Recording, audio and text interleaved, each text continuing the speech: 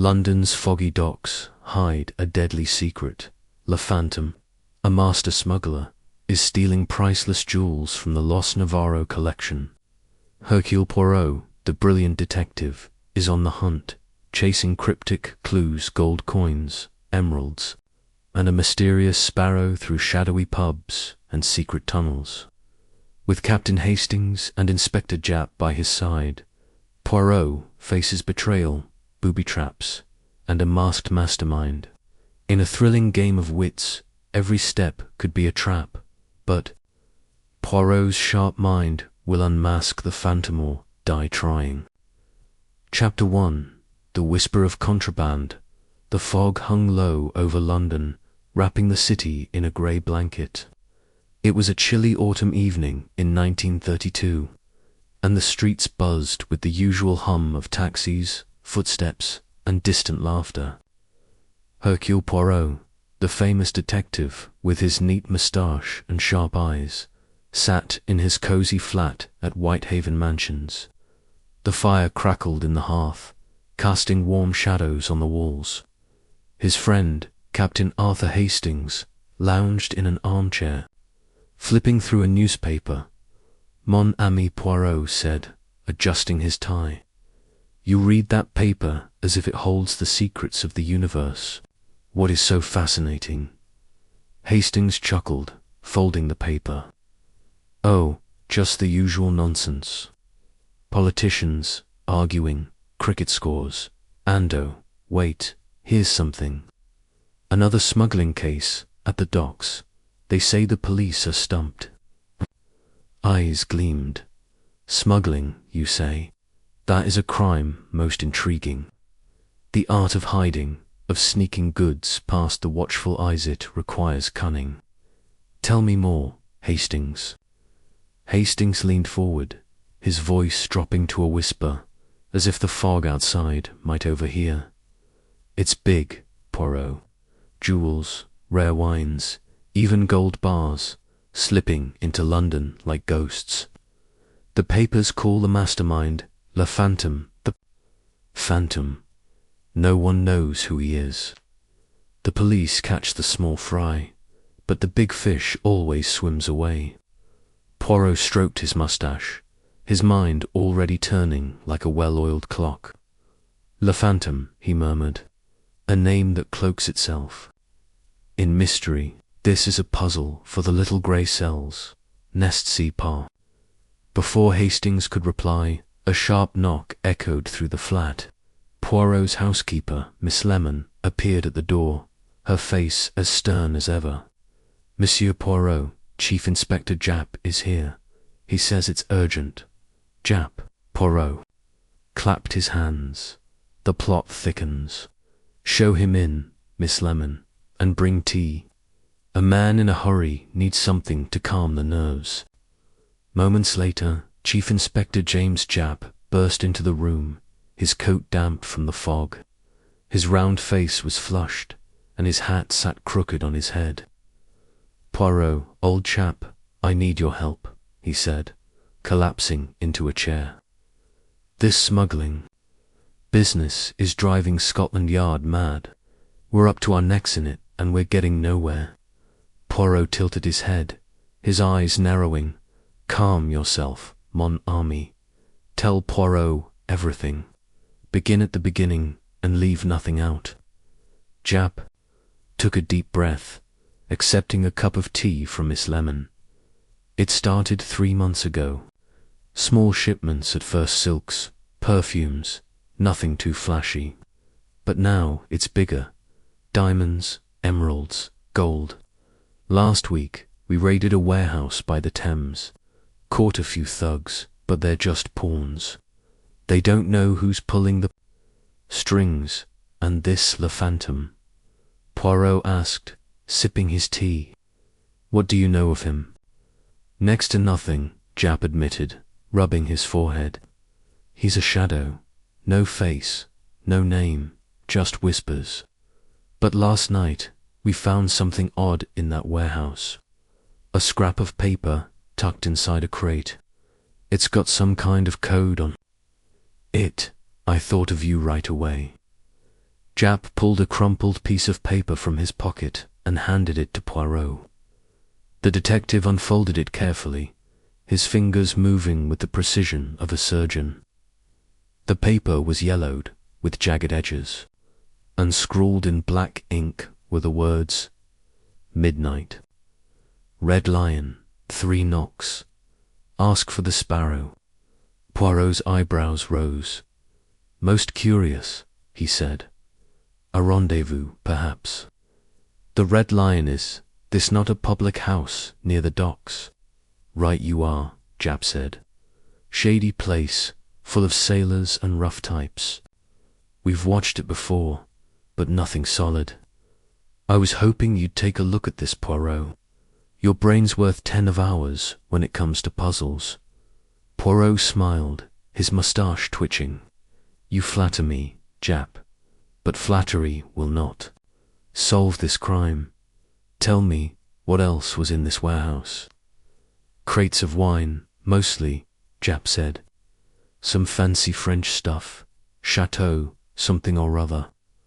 But one crate had a false bottom. That's where we found the jewels, a handful of emeralds, cut like stars, worth a fortune." "Emeralds," Poirot repeated, his voice soft. "And this paper was hidden there. A clue, perhaps, left by accident or by design. We must consider both possibilities." Hastings leaned forward, his eyes wide. "You think it's a trap, Poirot? Or maybe Le Phantom's getting careless." Poirot shook his head. "Nan, Hastings. A man who earns the name Le Phantom does not leave clues by mistake. But even the cleverest criminal cannot hide from Hercule Poirot. We shall go to this Red Lion, mes amis. Tonight, Japp sputtered, nearly spilling his tea. "But it's nearly 10 o'clock. The fog's thick as soup out there, and that place is a den of thieves." "Precisement," Poirot said, standing and adjusting his coat. "The fog will hide us, and the thieves will not expect a detective of my caliber. Hastings, fetch your coat, Japp. Bring your courage. We have an appointment with a sparrow." The Red Lion was a squat, grimy pub tucked in a narrow alley near the Thames. Its windows glowed faintly through the fog, and the smell of stale beer and damp wood hung in the air. Poirot, Hastings, and Japp stood across the street, hidden in the shadows of a shuttered shop. Poirot's sharp eyes scanned the scene, missing nothing. 3 knocks, Poirot whispered, clutching the scrap of paper, "and we ask for the sparrow. But we must be cautious. Le Phantom's men may be watching." Hastings shivered, pulling his coat tighter. "This place gives me the creeps, Poirot. Look at those fellows going in rough as they come." "Fear not, mon ami," Poirot said, patting Hastings' arm. "The little grey cells are on guard. Now, Japp, you will wait here. If we do not return in 30 minutes, bring your men." Japp nodded, though his face was grim. "Be careful, Poirot. These smugglers don't play nice." Poirot and Hastings crossed the street, their footsteps muffled by the fog. The pub's door creaked as they pushed it open, revealing a smoky room packed with sailors, dock workers, and shifty-eyed men hunched over their drinks. The air buzzed with low voices and the clink of glasses. Poirot, with his polished shoes and neat moustache, looked wildly out of place, but his calm demeanor never wavered. At the bar, a burly man with a scarred face poured ale. Poirot approached, his voice steady. "Good evening, monsieur. I am looking for the sparrow." The barman's eyes narrowed, flicking over Poirot and Hastings. For a moment, silence hung heavy. Then he jerked his head toward a door at the back. 3 knocks, he grunted.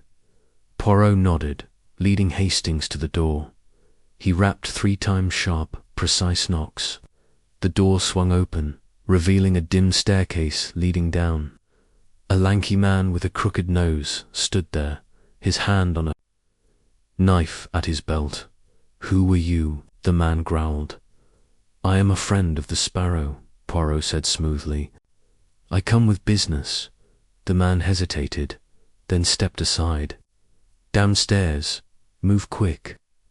The staircase led to a damp cellar, lit by a single flickering lamp. At a table sat a woman, her face half hidden by a shawl. Her eyes were sharp, like a bird's, and Poirot knew at once this was the Sparrow. "Sit," she said, her voice low. "You're not one of the usual lot. What's your game?" Poirot smiled, folding his hands. "I am a man who seeks answers, mademoiselle. I have heard of a certain ... phantom. I wish to do business with him." The Sparrow's lips twitched, but her eyes stayed cold. "You're bold, I'll give you that. But Le Fantôme don't meet. Just anyone. What's your offer?" Before Poirot could reply, a crash echoed from above. Shouts filled the pub, followed by the thud of boots. The Sparrow leaped up, cursing. "Coppers," she hissed, darting toward a hidden panel in the wall. Grabbed Hastings' arm, pulling him back as the cellar door burst open. Jap's men stormed in, batons raised. The Sparrow vanished through the panel, and Poirot, quick as a cat, followed, dragging Hastings along. The panel led to a narrow tunnel, its walls slick with moss. The Sparrow's footsteps echoed ahead, but Poirot's sharp ears caught another sound, a faint drip, like water. He paused, his mind racing. "Hastings," he whispered, "this tunnel is no ordinary escape. It leads somewhere important." They emerged into a small chamber, piled with crates marked Chateau Lafayette. The Sparrow was gone, but Poirot knelt beside a crate, prying open its lid. Inside, nestled among straw, gleamed a single emerald, green as a forest. "Mon Dieu," Poirot breathed. "The jewels. This is no mere pub, this is a hub of Le Fantôme's empire." Hastings gaped. But where's the Sparrow? And how did Jap's men know to raid now? Poirot's eyes twinkled. "Questions, Hastings, are the seeds of truth. Someone tipped off the police, someone who knew we were here.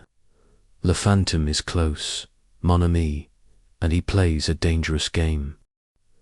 As Jap's men reached the chamber, Poirot slipped the emerald into his pocket. "We must return to the flat," he said. "This clue is the first thread in the web of Le Fantôme, and Hercule Poirot will unravel it." Back at Whitehaven Mansions, the fire had died to embers. Jap paced the room, his face red with frustration. "We lost her, Poirot. That Sparrow woman slipped through our fingers, and those crates most were empty by the time we got there." Poirot sat, the emerald glinting in his hand. "Patience, Jap. This stone is a message. Le Fantôme knows. We are hunting him, but he does not know Hercule Poirot. We have the code, the Sparrow, and now this jewel. The game has begun." Hastings yawned, rubbing his eyes. "What's next, Poirot? That tunnel could lead anywhere." Poirot smiled, his moustache curling. "Tomorrow we investigate Monsieur Victor Duval, a man whose ships carry more than wine, I suspect. But for now, rest. The little grey cells must be fresh to catch a phantom." As the fog thickened outside, Poirot leaned back, his mind weaving through the clues. The red lion, the Sparrow, the emerald doll, pieces of a puzzle only he could solve. Le Fantôme thought himself untouchable, but no criminal could outwit Hercule Poirot. Chapter 2. The Elegant Invitation. The morning sun peeked through the fog, casting a pale glow over London. Hercule Poirot sat at his breakfast table in Whitehaven Mansions, sipping hot chocolate and nibbling a buttery croissant. His moustache was perfectly waxed, and his suit was as neat as ever. Across from him, Captain Hastings yawned, stirring his tea with a sleepy frown. "Poirot," Hastings said, "last night was a proper mess.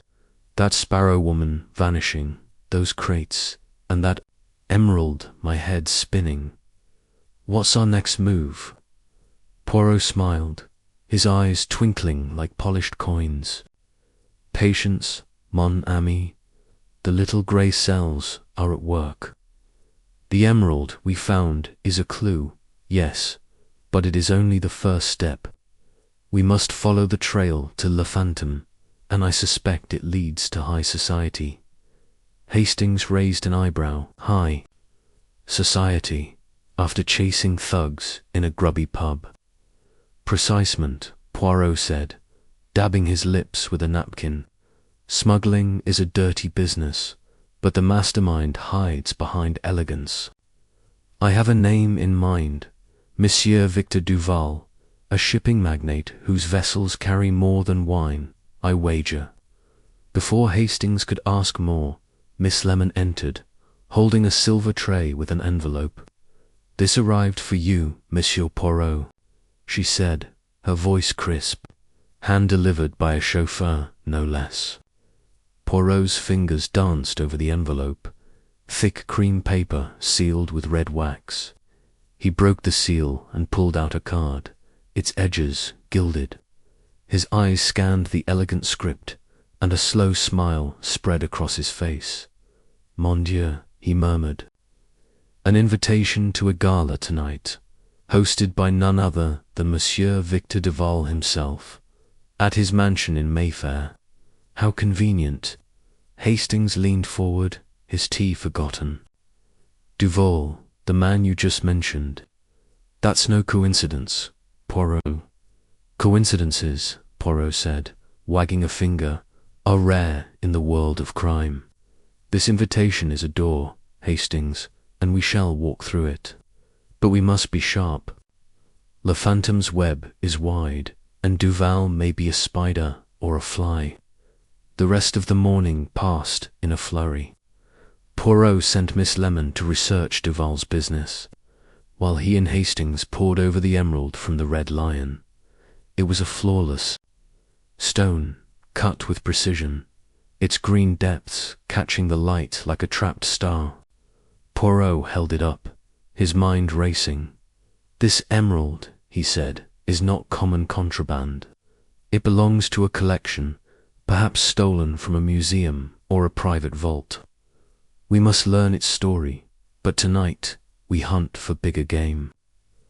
By evening, the fog had thinned and London sparkled under a crisp autumn sky. Poirot and Hastings stepped out of a taxi in Mayfair, their breath puffing in the cool air. Duval's mansion loomed before them, a grand affair of white stone and tall windows, glowing with golden light. Music drifted from within violins, and laughter mingling like a fine perfume. Poirot adjusted his bow tie, his eyes scanning the crowd of guests streaming up the steps. Ladies in glittering gowns and men in crisp tuxedos chatted, their voices bright. "Observe, Hastings," he whispered. "In this sea of wealth, a criminal hides. We must watch for the ripple that betrays him." A footman took their coats, and they entered a vast ballroom. Chandeliers sparkled overhead, casting rainbows on the polished floor. Waiters glided through the crowd, offering champagne and tiny sandwiches. At the far end, a string quartet played, and a wide staircase led to a balcony overlooking the room. Hastings whistled softly. Fancy place, Poirot. Hard to imagine smuggling in a setting like this. "Nan, mon ami," Poirot said. "The grander the stage, the bolder the crime. Look, there is our host." Victor Duval stood near the staircase, A tall man with silver hair and a sharp jaw. His tuxedo fit like a glove, and his smile was warm as he greeted guests. But Poirot's sharp eyes caught a flicker of tension in Duval's gaze, like a man watching for danger. Charming, is he not? Poirot murmured. But charm is a mask, Hastings. Let us meet this Monsieur Duval. They approached, and Duval's eyes lit up. Monsieur Poirot, he said, his voice smooth as silk. What an honor! I've heard of your brilliance. And this must be Captain Hastings. Welcome to my humble home. Humble, Hastings chuckled, glancing at the chandeliers. You've got a palace here, sir. Duval laughed, but Poirot watched his hands steady, but gripping his glass a touch too tight. You are kind, Duval said. I host these galas to support charity, you know. Tonight's for an orphanage in Stick. Most noble, Poirot said, bowing slightly. Your shipping business must thrive to fund such generosity. Your ships sail far, oui, to France perhaps, or farther. Duval's smile didn't waver, but his eyes flicked to Poirot's face. Indeed, my fleet carries wine, fabrics, spices, whatever the world desires. But tell me, Monsieur Poirot, what brings a detective to my gala? Not trouble, I hope. Poirot sipped his champagne, his gaze steady. Trouble follows crime, monsieur, and crime follows greed. But tonight I am merely a guest, enjoying your hospitality. Duval nodded, but before he could reply, a woman approached, her gown shimmering like moonlight. She was young, with dark hair piled high and eyes that sparkled with mischief. Victor, she said, her voice light, you're hogging the most interesting man in the room. Introduce me. Duval's tension eased, and he gestured to her. Monsieur Poirot, Captain Hastings, this is Madame Claire Lefava, my business associate. She handles our French contracts. Claire extended a gloved hand, her smile dazzling. Enchanté, Monsieur Poirot. I've read about your cases. You solved that train murder, didn't you? So clever. Poirot kissed her hand, his moustache twitching. You flatter me, madame. And you, a businesswoman in a man's world, most impressive. Claire laughed, her eyes locking with Poirot's. Oh, I manage. Victor's ships keep me busy, but I love a challenge. Do you dance, Monsieur Poirot? Alas, Poirot said, patting his chest, my feet are better suited to thinking than dancing. But Captain Hastings, he is a fine dancer, n'est-ce pas? Hastings blushed, stammering, but Claire pulled him toward the dance floor with a grin. Poirot watched them go, then turned to Duval. Madame Lefava is charming. She must be a great asset to your company. She is, Duval said, his voice warm but guarded. Claire has a knack for deals. Now, if you'll excuse me, I must greet other guests. As Duval moved away, Poirot's mind buzzed. Claire's charm was effortless, but her eyes held a sharpness that reminded him of the sparrow, and Duval his polish hid something, a crack in the facade. Poirot slipped into the crowd, his small frame weaving between guests, his ears catching snippets of talk-stock prices, fashion, gossip, near. The balcony, he paused, spotting a man in a corner, half hidden by a curtain.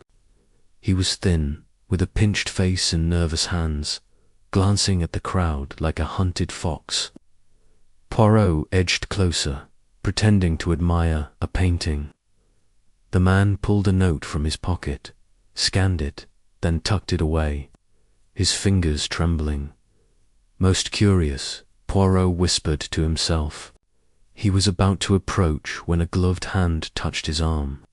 He turned to find Claire, her dance with Hastings over. "You're watching someone," she said, her tone teasing. "A detective never rests, does he?" Poirot smiled, but his eyes stayed sharp. "The world is a puzzle, madame. Every face, every gesture is a piece. And you are a piece I have not yet placed." Claire's laugh was like bells, but her gaze flickered. "You're bold, Monsieur Poirot, but I'm just a woman who loves her work. Come, let me show you the garden. It's lovely by moonlight." Poirot followed her through glass doors to a terrace where roses bloomed despite the autumn chill.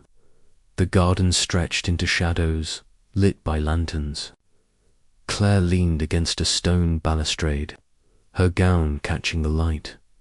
"Victor tells me you're curious about our ships," she said. "Why? Most people find shipping dull." Poirot tilted his head. "Dull, nan, madame. Ships carry dreams and secrets. I hear of goods slipping into London, goods that evade the law, jewels, perhaps like emeralds." Claire's smile froze for a heartbeat, then returned. "Smuggling, how thrilling. But Victor's business is honest. You'd find nothing but paperwork in our offices." "Paperwork," she said, her voice steady now, "can hide much. Tell me, Monsieur Poirot, what do you know of this La Fontaine?" Poirot's heart skipped. She had used the name unprompted. "A shadow," he said, watching her closely. "A man who moves unseen, yet leaves whispers. You know of him, only rumors," Claire said, shrugging. "Sailors talk. They say he's untouchable, a ghost. But you chase ghosts, don't you?" "Oui," Poirot said, his voice low, "and I catch them." A rustle in the bushes broke the moment. Claire turned, her hand tightening on the rail. Poirot's eyes darted to the shadows, where a figure moved, a man, slipping away. The same nervous man from the ballroom. "Who was that?" Claire asked, her voice sharp. Poirot didn't answer. He moved swiftly, his small frame darting toward the bushes. The man was gone, but on the ground lay a crumpled note. Poirot snatched it up, his heart racing. The note was scrawled in haste. "Midnight, Dock 7. Sparrows, orders." "Mon Dieu," Poirot breathed. The breathy exclamation hung heavy in the air, mingling with the faint scent of roses. The sparrow again. This gala is a coincidence no more. Claire approached, her face pale.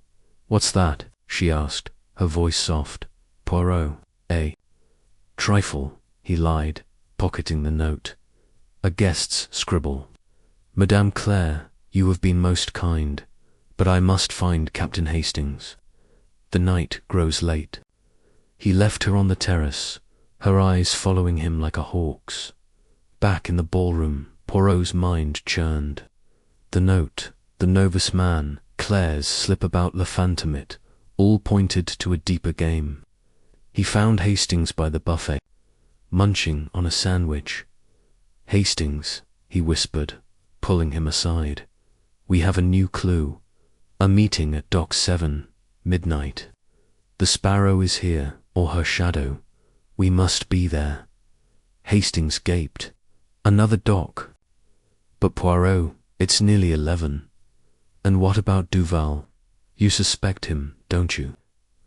"Duval, Claire, this stranger, all are threads," Poirot said. "But we must act. Find Jappies outside with his men. Tell him to meet us at Dock 7, but quietly. La Phantom's eyes are everywhere." As they left the gala, Poirot's mind raced. The gala had been a stage, each guest an actor. Claire's charm, Duval's tension, the nervous man's note, they were pieces of a puzzle. And he, Hercule Poirot, would fit them together. The docks were a world away from Mayfair's glitter. The Thames, a ribbon of black under the moon. Poirot and Hastings hid behind a stack of barrels, the smell of tar and salt thick in the air. Japp crouched nearby, his men spread out in the shadows. "Midnight," Poirot whispered. The note said, "We wait and we watch." At the stroke of 12, a figure appeared on Dock 7. A man, thin and twitchy, the man, same nervous man from the gala. He paced, clutching a lantern, his eyes darting to the water. A boat emerged from the fog, rowed by 2 men. The nervous man waved, his voice low. "Where's the Sparrow?" he hissed. "She said she'd be here." One of the rowers grunted. "She don't show. Orders are to take the goods and go." The nervous man handed over a small bag, his hands shaking. The rowers passed him a crate, small but heavy. Poirot's eyes narrowed. The crate was marked Chateau Lafite, like the one from the Red Lion. "Now," he whispered to Japp. Japp's men surged forward, shouting. The rowers cursed and, rowing fast, pulled away, but the nervous man froze, dropping the crate. It split open, spilling gold coins across the dock. "Mon Dieu," Poirot exclaimed, stepping into the light. "Gold, this time. Le Phantom's empire is vast." The nervous man bolted, but Japp's men tackled him. Poirot knelt by the coins, his fingers brushing their cold surface. "This man," he said, "is a link, but he's not the Sparrow. She is close, Hastings, and Japp is playing. Le Phantom is playing a dangerous game." Back at Whitehaven's mansions, the clock struck 3.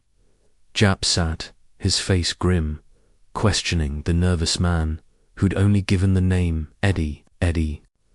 Claimed he'd been hired by a woman's voice, through notes, to deliver goods. He knew nothing of Le Phantom or the Sparrow, he said. Poirot listened, his eyes on the gold coin in his hand. "Eddie speaks truth," he said, finally, "but he's a pawn, nothing more. But this coin, it's Spanish, old, rare, like the emerald. It's part of a collection. Le Phantom deals in treasures, not trinkets." Hastings rubbed his eyes. "So what's next? Poirot, Duval, Claire, or this Sparrow?" Poirot smiled, his mustache curling. "We dig deeper, mon ami. Duval's gala was a trap, but a test. Claire knows more than she lets on. And the Sparrow, she's the key. Tomorrow we visit Duval's shipping office. The little grey cells smell blood." As Japp left and Hastings dozed, Poirot stood by the window, the coin glinting in his hand.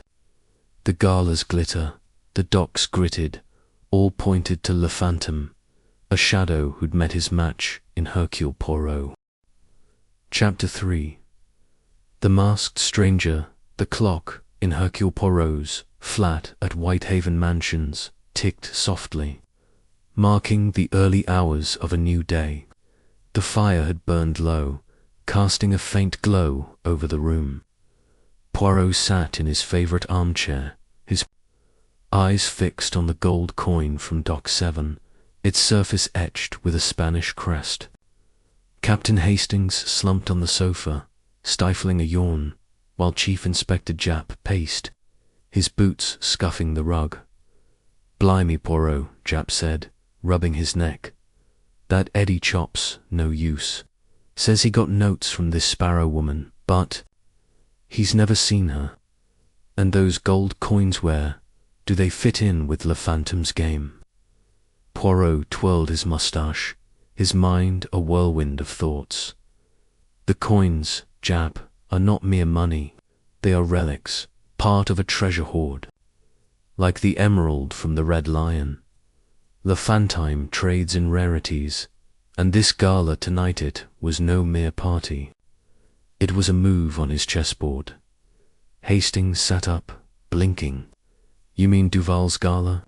But Poirot, we caught Eddie at the dock, not the mansion. And Madame Claire, she seemed so nice. Poirot's eyes twinkled. Nice, Hastings. A scorpion may smile before it stings. Madame Claire knows more than she says, and Monsieur Duval, his charm hides a shadow. But the note we found, the one about Dock 7, Sparrow's orders, it leads us forward. And now we have another piece of the puzzle. He reached into his pocket and pulled out the crumpled note from the gallows garden, the one dropped by the nervous Manetti.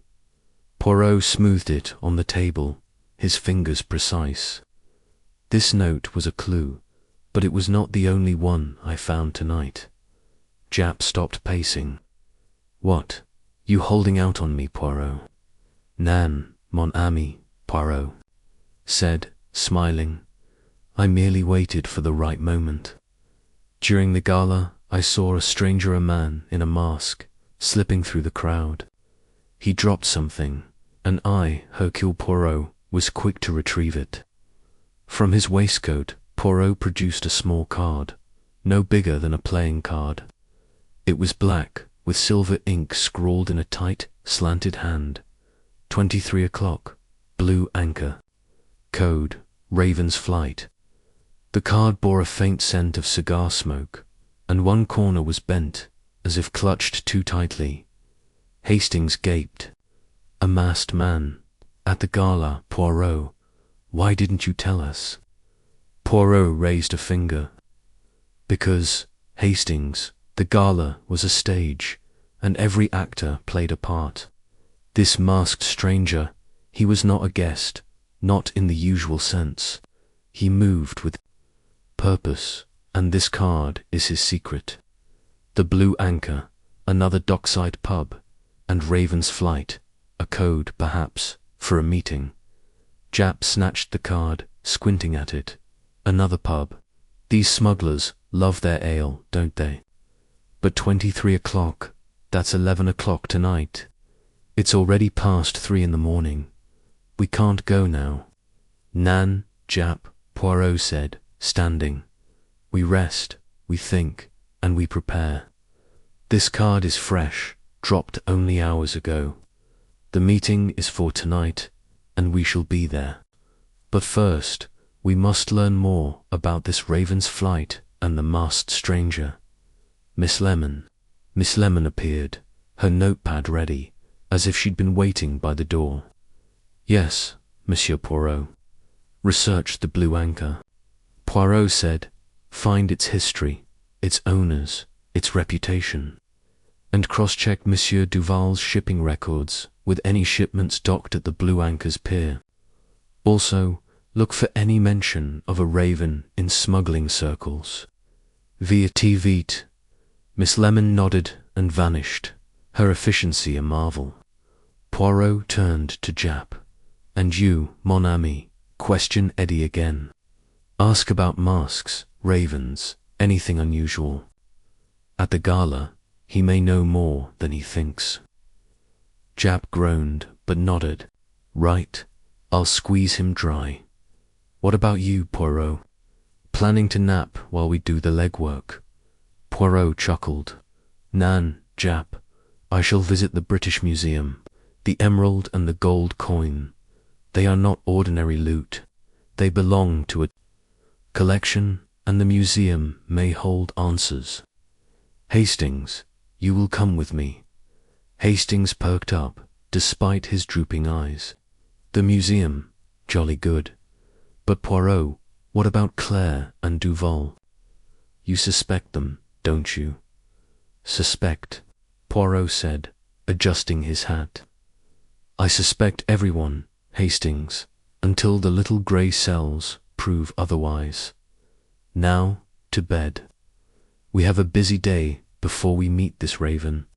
The British Museum loomed, like a stone giant, its columns casting long shadows in the morning sun. Poirot and Hastings stepped into the grand hall, their footsteps echoing on the marble floor. Scholars and tourists milled about, peering at glass cases filled with ancient treasures. Poirot's eyes darted from display to display, searching for a clue to the emerald and coin. A curator, a wiry man named Mr. Grayson, greeted them. His glasses slid down his nose as he shook Poirot's hand. "Monsieur Poirot, what a pleasure. You're here about gemstones, you say?" "Oui," Poirot said, producing the emerald wrapped in a silk handkerchief. "This stone was found in unusual circumstances. I believe it may belong to a known collection. Can you help?" Grayson's eyes widened as he examined the emerald under a magnifying glass. "Good heavens," he murmured. "This is a Colombian emerald cut in the 17th century. It matches the description of the Navarro collection, stolen from a Spanish galleon in 1702. The collection included emeralds, gold coins, and rare jewels, lost until rumors surfaced a decade ago." Poirot's mustache twitched. "Rumors, you say? Tell me more." Grayson adjusted his glasses. "Smugglers, Monsieur Poirot. The underworld whispers that the Navarro collection is being sold piece by piece. No one knows who's behind it, but the jewels appear in black markets, Paris, Cairo, now London." Hastings whistled. "Le Fantôme. He's selling stolen treasure." Poirot nodded, his mind racing. "And the gold coin, Monsieur Grayson? It is Spanish, marked with a crest." Grayson examined the coin, his face pulling. "This is from the same collection. A doubloon minted for King Philip V, only a dozen. Unknown to exist. If you have both, you're close to a dangerous man." "Danger," Poirot said, smiling, "is an old friend. Mercy, Monsieur Grayson, you have been most helpful." As they left the museum, Hastings' excitement bubbled. "Over Poirot, this is huge. Le Phantom's not just a smuggler, he's a thief of history. But how does the masked man fit in?" "The masked man," Poirot said, "hailing a taxi, is a messenger, perhaps, or a traitor. His card points to the Blue Anchor, and tonight we shall learn more. But first we return to the flat. Miss Lemon will have news." Back at Whitehaven Mansions, Miss Lemon's report was a gold mine.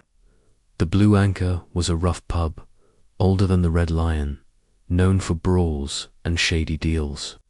Its pier had been used by Duval's ships twice in the past month, though the cargo was listed as miscellaneous goods. No mention of a raven surfaced, but a dock worker's old tale spoke of a smuggler's coda phrase used to signal safe passage. "Raven's flight," Poirot murmured, pacing. "A signal, oui, but for what? A shipment, a meeting. We must decode it before tonight." Hastings frowned.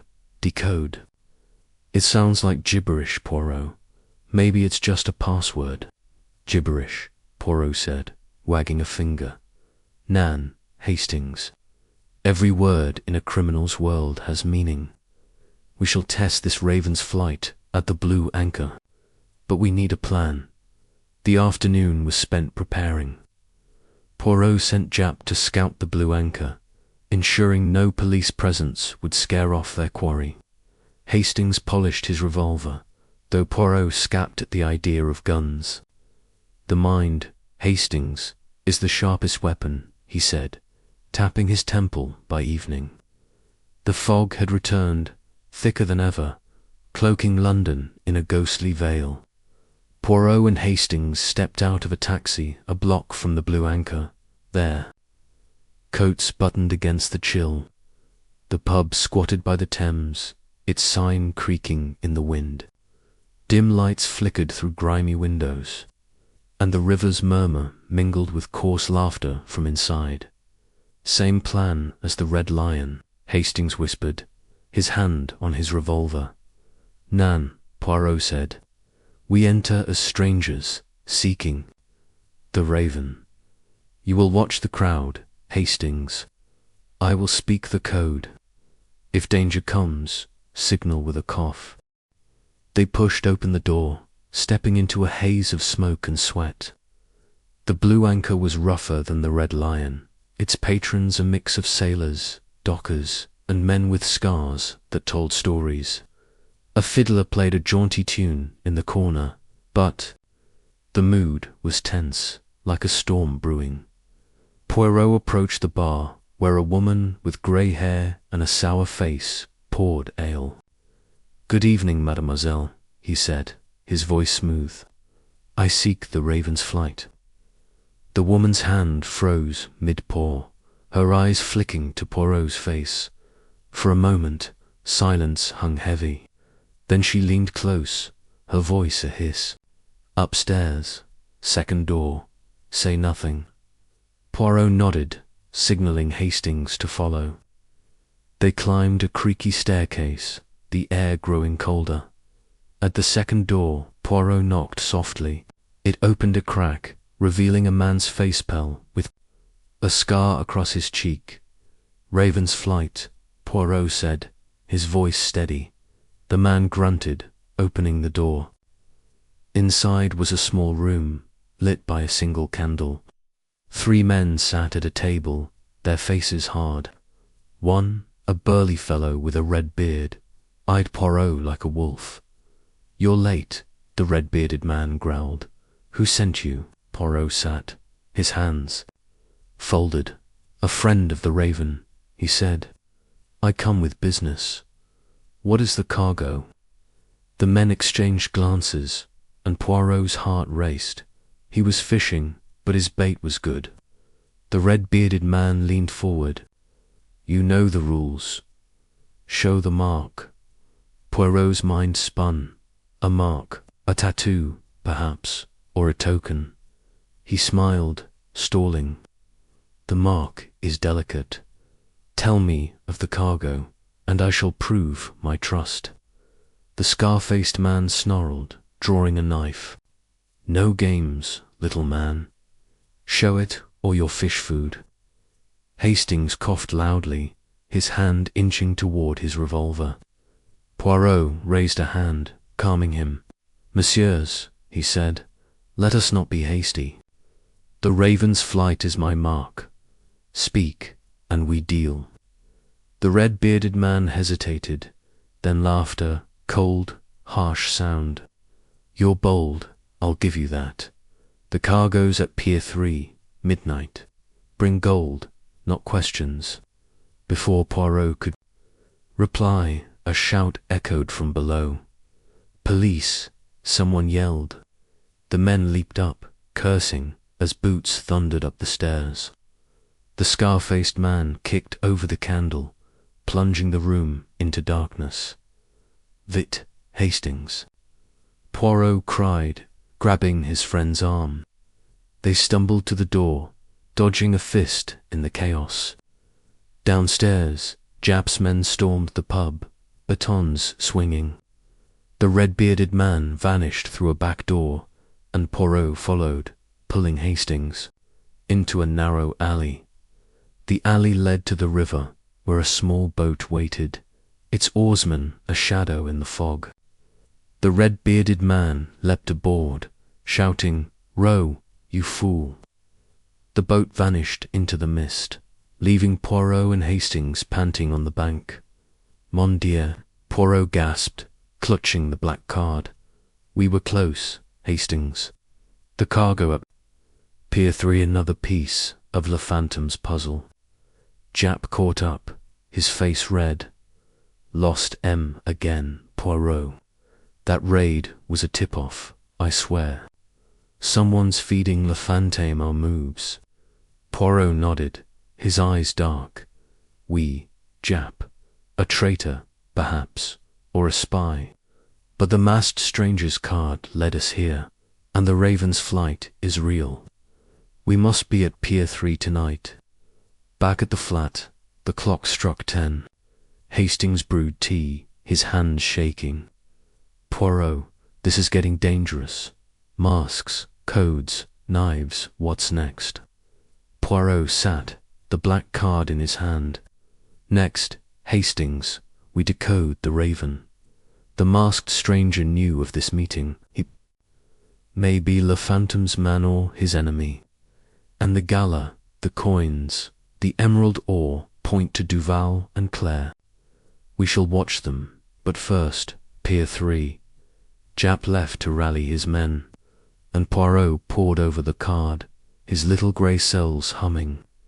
The blue anchor, the raven's flight, the masked stranger, it was a web, and he was the spider, waiting for the tremble that would betray La Fontaine as midnight neared. Poirot and Hastings slipped into the fog, bound for Pier 3. The game was afoot, and Hercule Poirot would not rest until the Phantom was caught. Chapter 4. Shadows on the Thames. The fog was a thick curtain over London, swallowing the stars and muffling the city's hum. Hercule Poirot stood in the shadows of a warehouse near Pier 3, his coat buttoned tight against the damp chill. His moustache was crisp despite the mist, and his eyes gleamed like a cat's in the dark.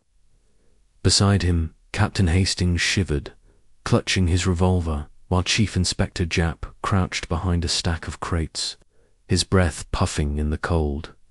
"Poirot," Hastings whispered, his voice barely audible, "this fog's worse than last night. I can't see 10 feet ahead. How are we supposed to spot anything?" Poirot's lips curved into a small smile. "The fog, mon ami, is our friend tonight. It hides us as we watch for the Raven's cargo. The little grey cells see what the eyes cannot." Japp shifted, his face grim. "I hope you're right, Poirot. That tip-off at the Blue Anchor cost us. If Le Phantom's men slip away again, my bos'll have my head." "Patience," Japp Poirot said, his voice calm but firm. "The masked stranger's card led us here, to Pier 3, at midnight. The Raven's flight is no myth. We shall see what flies tonight." The Thames lapped softly against the pier, its dark water gleaming under the faint glow of a single lantern. Swinging on a post, the air smelled of salt, tar, and something sharper fear, perhaps. Poirot's ears caught every sound, the creak of a ship's hull, the scuff of a boot, the distant hoot of a tugboat. He held the black card from the gala, its silver ink glinting in his mind. 23 o'clock, Blue Anchor, code, Raven's flight. The meeting at the pub had led them here, to this pier, where a shipment waited, another piece of Le Phantom's empire. Hastings rubbed his hands together. "What if it's another trap, Poirot? That Sparrow woman's out there, and she's slippery as an eel." "Trap or not," Poirot murmured, "we are ready. Observe, Hastings. The fog is thick, but it cannot hide the truth from Hercule Poirot. The clock tower in the distance struck midnight, its chime muffled by the mist." Poirot's eyes narrowed as shapes moved on the pier. 2 men emerged from the fog, their coats heavy and their steps cautious. One carried a lantern, its light cutting a weak path through the haze. The other held a sack, slung over his shoulder like a thief in a storybook. "There," Poirot whispered, pointing. "The cargo arrives. But where is the Raven?" Japp tensed, his hand on his whistle, ready to call his men hidden nearby. "Should we move in now?" he asked. "None," Poirot said, his voice sharp. "We watch, we learn. The Raven may yet appear." The men on the pier stopped near a small boat tied to the dock. A third figure appeared from the shadows, a woman, her face hidden by a hooded cloak. Her movements were quick, like a bird darting through branches. She spoke in a low voice, too soft for Poirot to hear, but her gestures were sharp, commanding. "The Sparrow," Hastings breathed, gripping his revolver tighter. "It's her, isn't it?" Poirot's eyes gleamed. "Perhaps, Hastings, or another of Le Phantom's pawns. We must be certain." The woman handed the man with the sack a small envelope, and he passed her the sack in return. The exchange was swift, practiced, as if they'd done it 100 times. The man with the lantern scanned the fog, his face tense, while the woman opened the sack, inspecting its contents. Poirot strained to see, catching a glint of something metal or glass inside. "Now," the woman said, her voice carrying just enough for Poirot to catch. "Take it to the Red Lion." No stops. The men nodded and turned toward the boat, but a sudden noise of crates shifting in the warehouse made them freeze. The woman's head snapped up, her hood slipping slightly to reveal a sharp jaw and dark eyes. She hissed something, and the men dropped the sack, drawing knives. "Jap, hold," Poirot whispered, grabbing the inspector's arm. Not yet, but the damage was done. The woman bolted, vanishing into the fog like a ghost. The men leaped into the boat, rowing hard into the Thames' dark waters. Poirot cursed under his breath, a rare slip for the meticulous detective. After them, Jap shouted, blowing his whistle. His men surged from their hiding spots, boots pounding the pier. Poirot and Hastings followed, dodging crates and barrels, the fog swallowing their steps. The boat was a shadow now, its lantern a faint glow in the mist. Jap's men scrambled to a police launch nearby, its engine roaring to life. Poirot and Hastings climbed aboard, the boat rocking as it sped after the smugglers. The Thames was a maze of fog and shadows, the city's lights mere smudges on the horizon. "There," Hastings shouted, pointing to a flicker of light ahead. The smuggler's boat veered toward a cluster of warehouses on the opposite bank, its oars splashing wildly. Poirot clung to the rail, his eyes scanning the water. "They are desperate," he said. "They know we are close, but they cannot escape Hercule Poirot." The police launch gained ground, its spotlight cutting through the fog. The smuggler's boat swerved, scraping against a buoy. One man stood, shouting, and tossed the sack into the river. It sank with a heavy splash, gone before anyone could react. "No," Jap roared, slamming his fist on the rail. "That was our evidence." The smuggler's boat reached the bank, and the men leaped out, sprinting into the maze of warehouses. Jap's men gave chase, their shouts echoing, but the fog was too thick, the alleys too narrow. The smugglers melted away, leaving only the empty boat rocking in the current. Poirot stepped onto the bank, his shoes sinking into the muddy shore.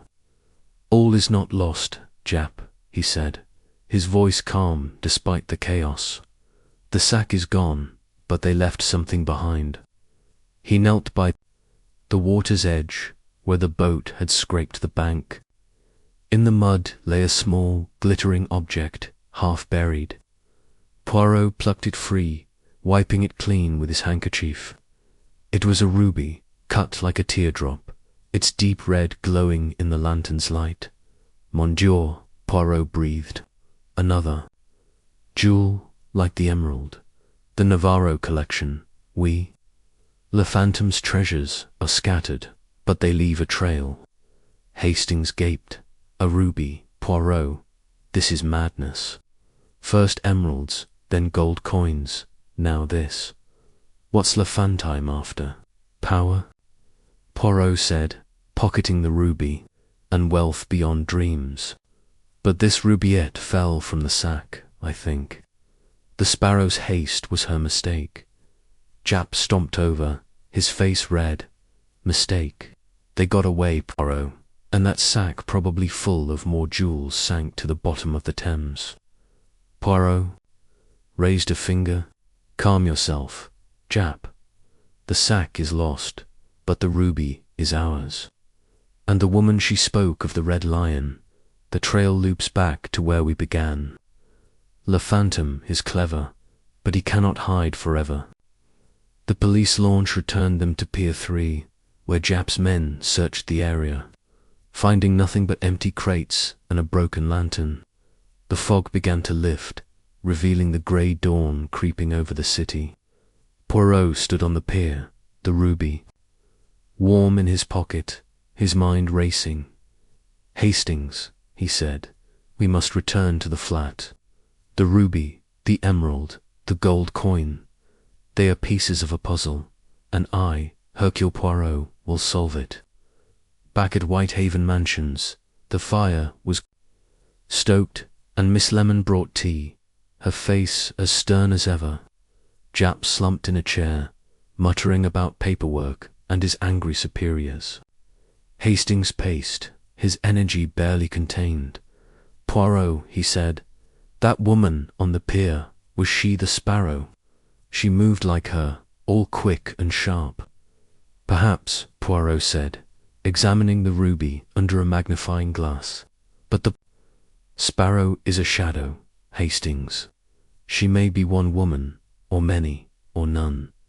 Le Fantôme uses names to confuse us, but this rubiette is real, and it speaks." He held the jewel to the light, its facets catching the flame's glow. "This is no ordinary stone. Like the emerald, it belongs to the Navarro collection. Monsieur Grayson at the museum will confirm it, I am sure. But why does Le Fantôme risk such treasures? And why the Red Lion again?" Jap groaned. "The Red Lion. We raided it 2 nights ago, Poirot. It's probably empty now, cleaned out by those rats." "Empty?" Poirot's eyes twinkled. "Nan, Jap. A place like the Red Lion is never truly empty. It is a hub, a crossroads for Le Fantôme's men.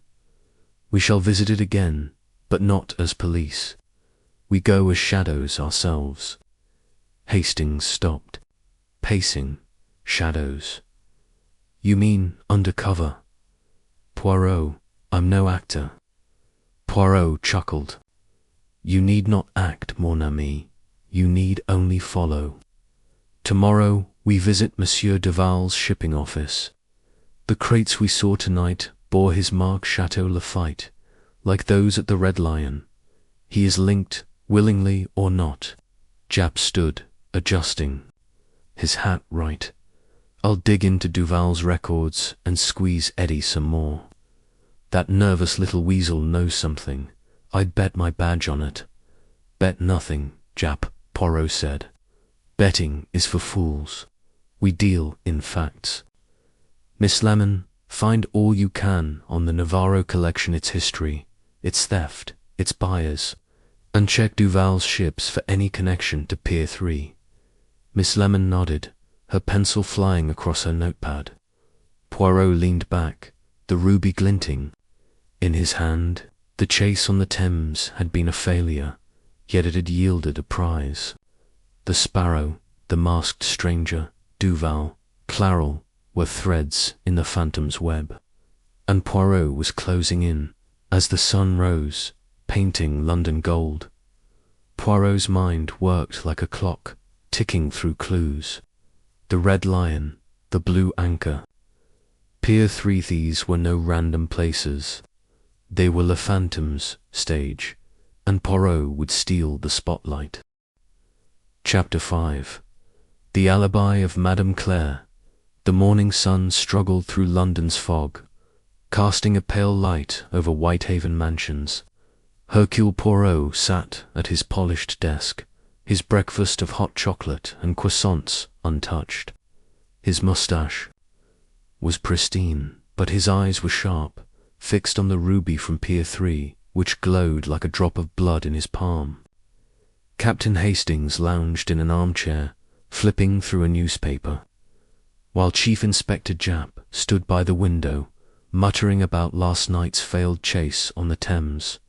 "Poirot," Jap said, turning from the window, "that ruby's a beauty, but it's no good to us if Le Fantôme's men keep slipping away. We lost the Sparrow, the sack, and those smugglers. My boss is breathing down my neck." Poirot set the ruby down, his fingers steepled. Calm yourself, Jap. The ruby is a thread in Le Phantom's web. Like the emerald and the gold coin, it belongs to the Navarro collection. Each clue brings us closer to the Phantom's heart. Hastings folded his paper, frowning. But Poirot, that woman on the pier, she was the Sparrow, wasn't she? And she mentioned the Red Lion again. Are we going back there, Nan Hastings? Poirot said, his voice smooth. The Red Lion is a trap we have sprung twice. Le Phantom will not use it again so soon. But the ruby, the crates marked Chateau Lafayette, the masked stranger's card, these point to one man, Monsieur Victor Duval, and his charming associate, Madame Claire Lefebvre. Jap raised an eyebrow. Duval, you think he's Le Phantom? And Claire, she's just a businesswoman, isn't she? Poirot's eyes twinkled. Just a businesswoman, Nan, Jap. Madame Claire is a puzzle, and today I shall solve a piece of it. She was at the gala where the masked stranger dropped his card. She spoke of Le Phantom without prompting. And her charm, it is a mask, perhaps, for secrets. We shall visit her today. Hastings perked up. Visit Claire. Jolly good. She's a looker, Poirot, but I suppose you'll see right through her. Poirot chuckled, adjusting his tie. Beauty Hastings is a distraction. The little grey cells see beyond it. Miss Lemon appeared, her notepad ready, her face as stern as a schoolteacher's. Yes, Monsieur Poirot. Find Madame Claire's address, Poirot said, and check her background, her family, her travels, her ties to Duval's company. Also, confer with Monsieur Grayson at the British Museum about the ruby.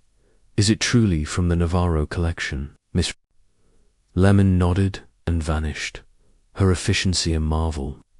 Poirot stood, slipping the ruby into his pocket. Come, Hastings. We go to Mayfair. Jap, you will meet us later with any news from Eddie. We. Jap sighed. Right. That weasel's still clamming up, but I'll shake something loose. Be careful, Poirot. If Claire's mixed up with Le Phantom, she's dangerous. Danger, Poirot said, smiling, is a spice that sharpens the mind. To Mayfair. The taxi ride to Mayfair was quiet, the fog thinning to reveal London's bustle, carts rattling, vendors shouting, children dodging through the streets. Claire Lefebvre's flat was in a sleek building, its windows gleaming like eyes. A doorman, stiff in his uniform, eyed Poirot and Hastings warily, but let them in after Poirot's charming introduction.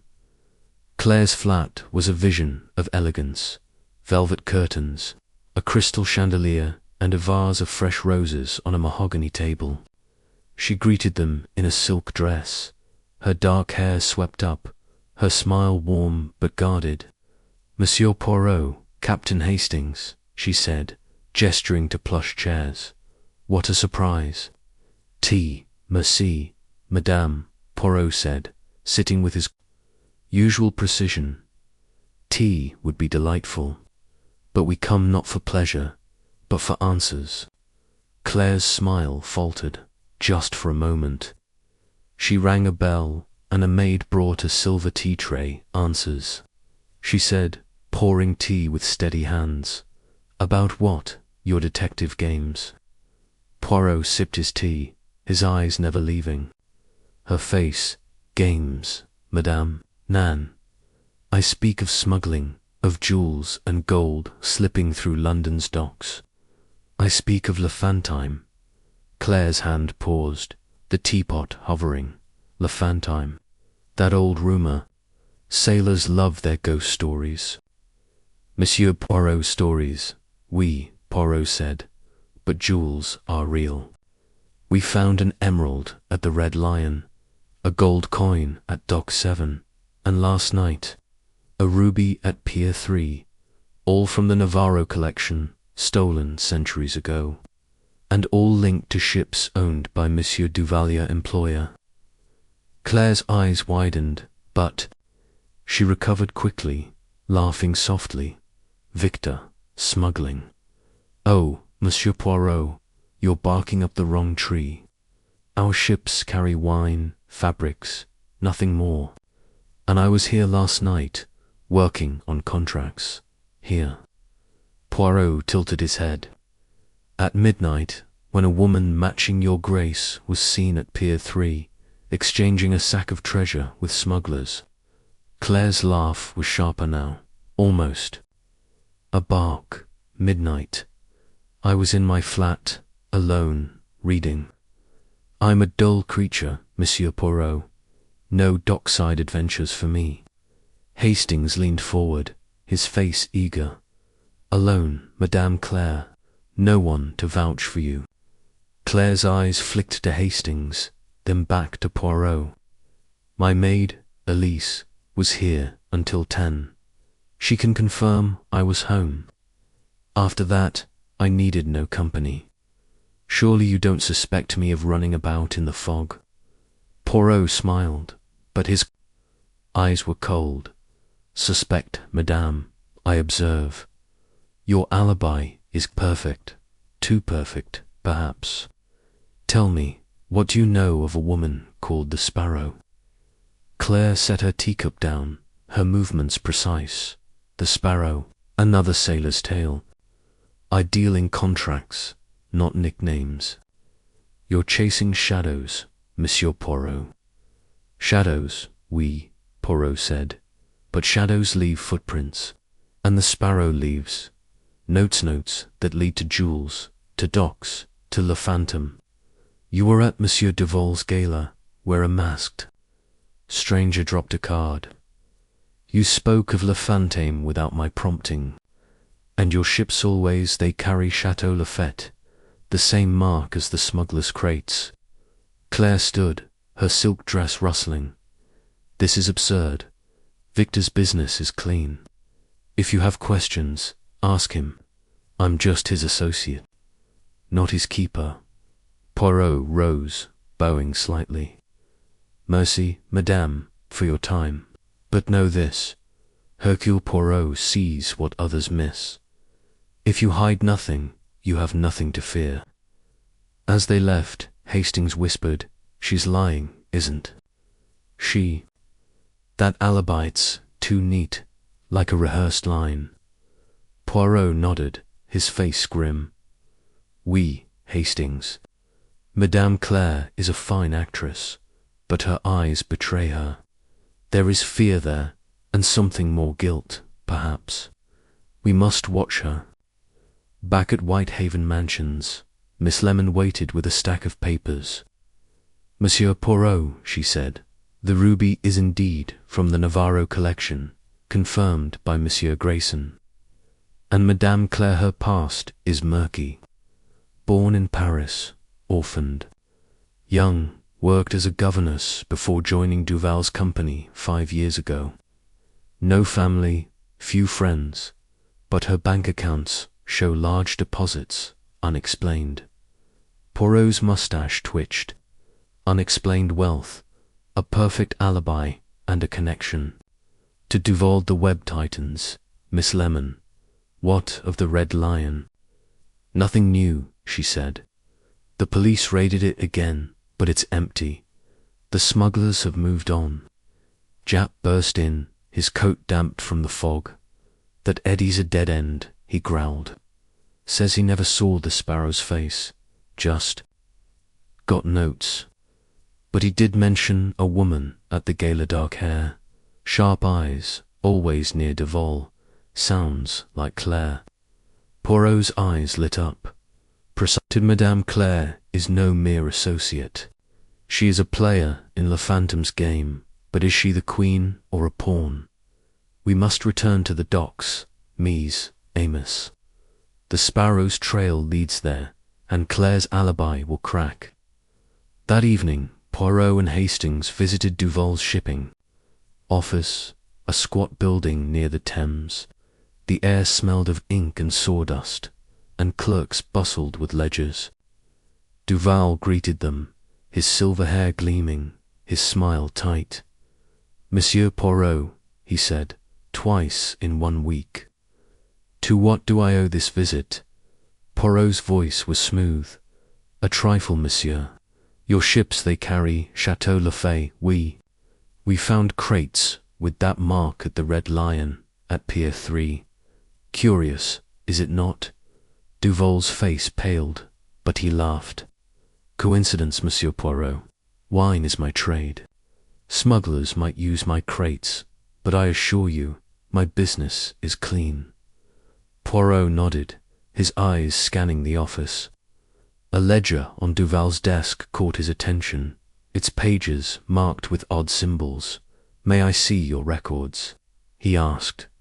Duval hesitated, then handed over the ledger. Poirot flipped through it, his fingers pausing on a page listing shipments to Pier 3. The dates matched the nights of the Red Lion and Blue Anchor meetings. "Most interesting," he murmured as they left. Hastings whispered, "Did you see?" His face, Poirot. "He's nervous." "And those symbols, what were they?" "A code, perhaps," Poirot said. "Duval is no innocent, but Clerchy is the key. Her alibi is a wall, but walls have cracks. Tomorrow we follow her. If she meets the Sparrow, we shall know." That night, Poirot sat by the fire, the ruby in one hand, the masked stranger's card in the other. Claire's smile, Duval's ledger. The Sparrow's shadow, they danced in his mind, pieces of a puzzle only he could solve. Le Phantom was close, but Hercule Poirot was closer. Chapter 6.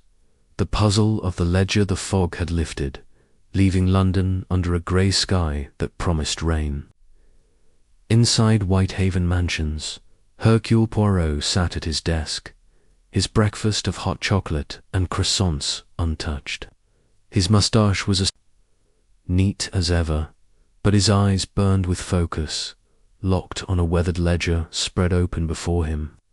The ledger, seized by Chief Inspector Japp from a smuggler's hideout near the Red Lion, was a tangle of numbers, dates, and strange symbols. To most, it was gibberish, but to Poirot, it was a treasure map. Captain Hastings leaned over the desk, his tea cooling in his hand. "Poirot, you've been staring at that book for hours. It's just a bunch of scribbles. How's it going to catch Le Phantom?" Poirot's lips twitched into a smile. "Scribbles, Hastings, Nan, mon ami.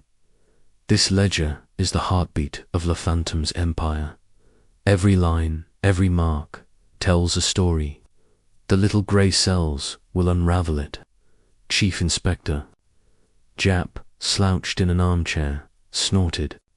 "You and your grey cells, Poirot." "My men searched that hideout top to bottom. Nothing but this book and some empty crates. We're no closer to nabbing that phantom." Poirot raised a finger, his voice sharp. "Patience, Japp. The ledger is a clue, and clues are the crumbs that lead to the cake. We have the emerald, the gold coin, the rubiole from the Navarro collection. And now, this ledger, found where the Sparrow's men worked. It ties to Monsieur Victor Duval, I am sure." Hastings frowned, scratching his head. Duval again, and Madame Claire. Her alibi was tight as a drum, Poirot. She was home the night of the Pier 3 deal. "Tight, oui," Poirot said, his eyes gleaming, "but a drum can be hollow." Madame Claire's words are polished, but her eyes they flicker with secrets. This ledger will show us more. The ledger was a heavy thing. Its pages yellowed and stained with ink. Columns listed dates, ports, and cargo wine, silk, spices, but the numbers didn't add up. Beside each entry were tiny symbols, a star, a crescent, A crossed arrow. Poirot's fingers traced the lines, his mind racing like a train on a track. Observe, he said, pointing to a page. These entry shipments to the Red Lion, the Blue Anchor, Pier 3 all, match the nights we chased the Sparrow's men. And here, the symbol of a star. It appears only on shipments marked Chateau Lafite, the same crates we found with jewels. Jap leaned forward, squinting. You saying those symbols are a code for smuggling, precisement, Poirot said. The star marks treasure emeralds, coins, rubies. The crescent, perhaps, marks something else, gold, or documents. The crossed arrow may be a signal for danger. But the pattern is clear. These shipments belong to Duval's company. Hastings whistled. So Duval's Lafantime, or is Claire pulling the strings? Poirot's eyes narrowed. Duval is a thread, Hastings, but Claire, she is a knot. Her alibi is too perfect, her charm too practiced. We must test this ledger's secrets. Jap, where was it found? In a crate at the Red Lion, Jap said, rubbing his chin. Hidden under a false bottom, same as the emerald. One of my men spotted it during the raid. The smuggler we nabbed it is... He didn't know it was there. Eddie, Poirot murmured, is a pawn, but pawns see the board. We shall question him again, but first I must decode this ledger. Miss Lemon appeared, her notepad ready, her face stern as a judge. Yes, Monsieur Poirot.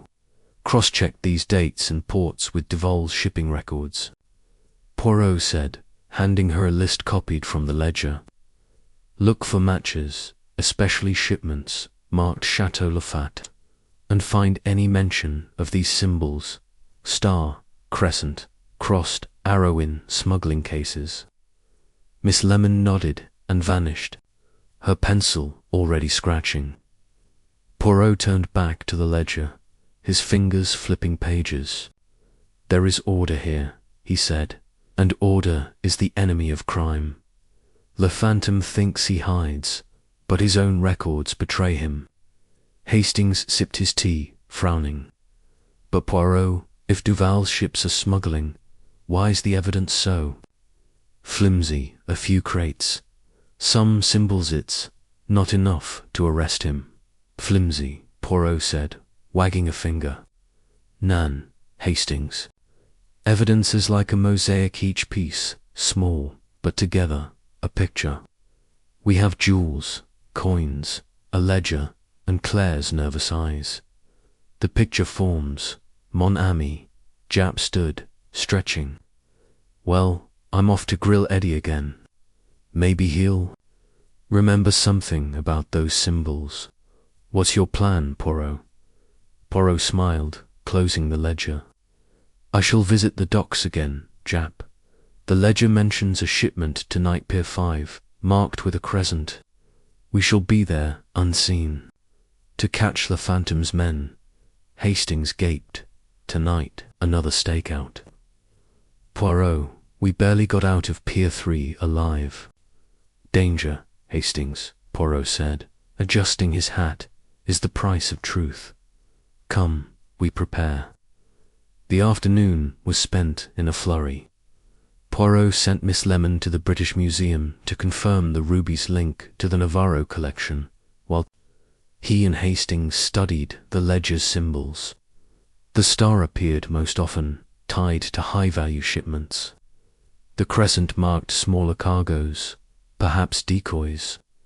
The crossed arrow was rare, appearing only twice, both on nights of police raids. A warning, Poirot murmured, tapping the page. The crossed arrow means Le Phantom knew the Farzer system. The police were coming. The chase is on. Poirot nodded, his eyes sharp. Precisement. The ledger is no accident. We shall use it to trap the trapper. By dusk, the rain had started. a light drizzle that turned the docks into a slippery maze. Poirot, Hastings, and Japp hid behind a stack of barrels at Pier 5, the Thames a dark ribbon under the misty rain. The ledger had listed a shipment at 10 p.m., marked with a crescent, and the clock tower's chime was minutes away. Poirot, Hastings whispered, his coat soaked, "What if it's another trap? The Sparrow's always one step ahead." "The Sparrow is clever," Poirot said, "but not cleverer than Hercule Poirot. The crescent means a small prize, but every prize is a clue." Japp checked his watch. 10 o'clock, any second now. A shadow moved through the rain, a man, tall and thin, carrying a crate marked Chateau Lafayette. He set it down near the water's edge, glancing around nervously. A boat emerged from the mist, rowed by a single figure in a hooded cloak. "The Sparrow," Hastings whispered. Poirot's eyes narrowed. "We shall see." The cloaked figure stepped onto the pier, exchanging words with the man. The crate was handed over, and the boatman passed a small bag in return. Poirot signalled Japp, who blew his whistle. Police surged from the shadows, but the cloaked figure was faster, leaping into the boat and rowing into the fog. After him, Japp shouted, but the boat vanished.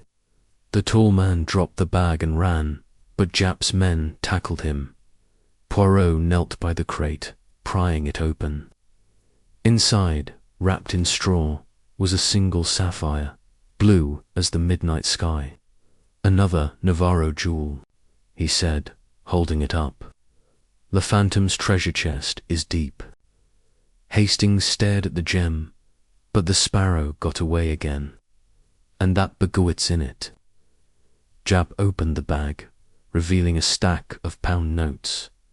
"Payment," he said, but no sign of the Sparrow or the boat. Poirot pocketed the sapphire, his face grim. The Sparrow is a shadow, but shadows leave traces. This sapphire, this ledger, they point to Duval, and Madame Claire, her alibi will not hold forever. Back at the flat, the fire warmed their damp clothes. Miss Lemon reported. The sapphire was Navarro, and Duval's records showed frequent Chateau Lafayette shipments to Pier 5. The symbols matched no known code, but they appeared in other smuggling cases tied to London's docks. Japp slumped in a chair. "We've got jewels, money, a ledger, but no Le Fantôme. What's next, Poirot?" Poirot held the sapphire to the firelight.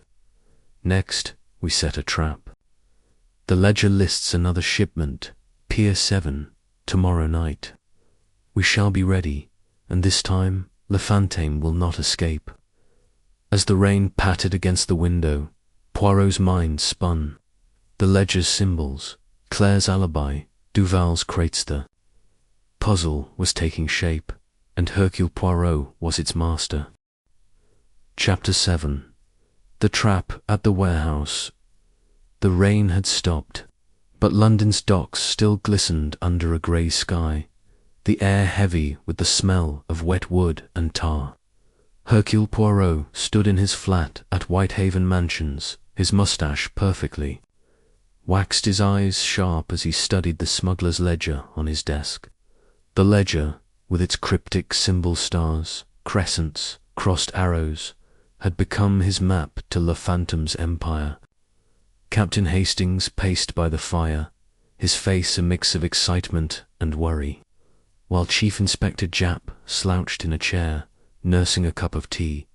"Poirot," Hastings said, stopping mid-step, "that sapphire from Pier 5 was another Navarro jewel, wasn't it?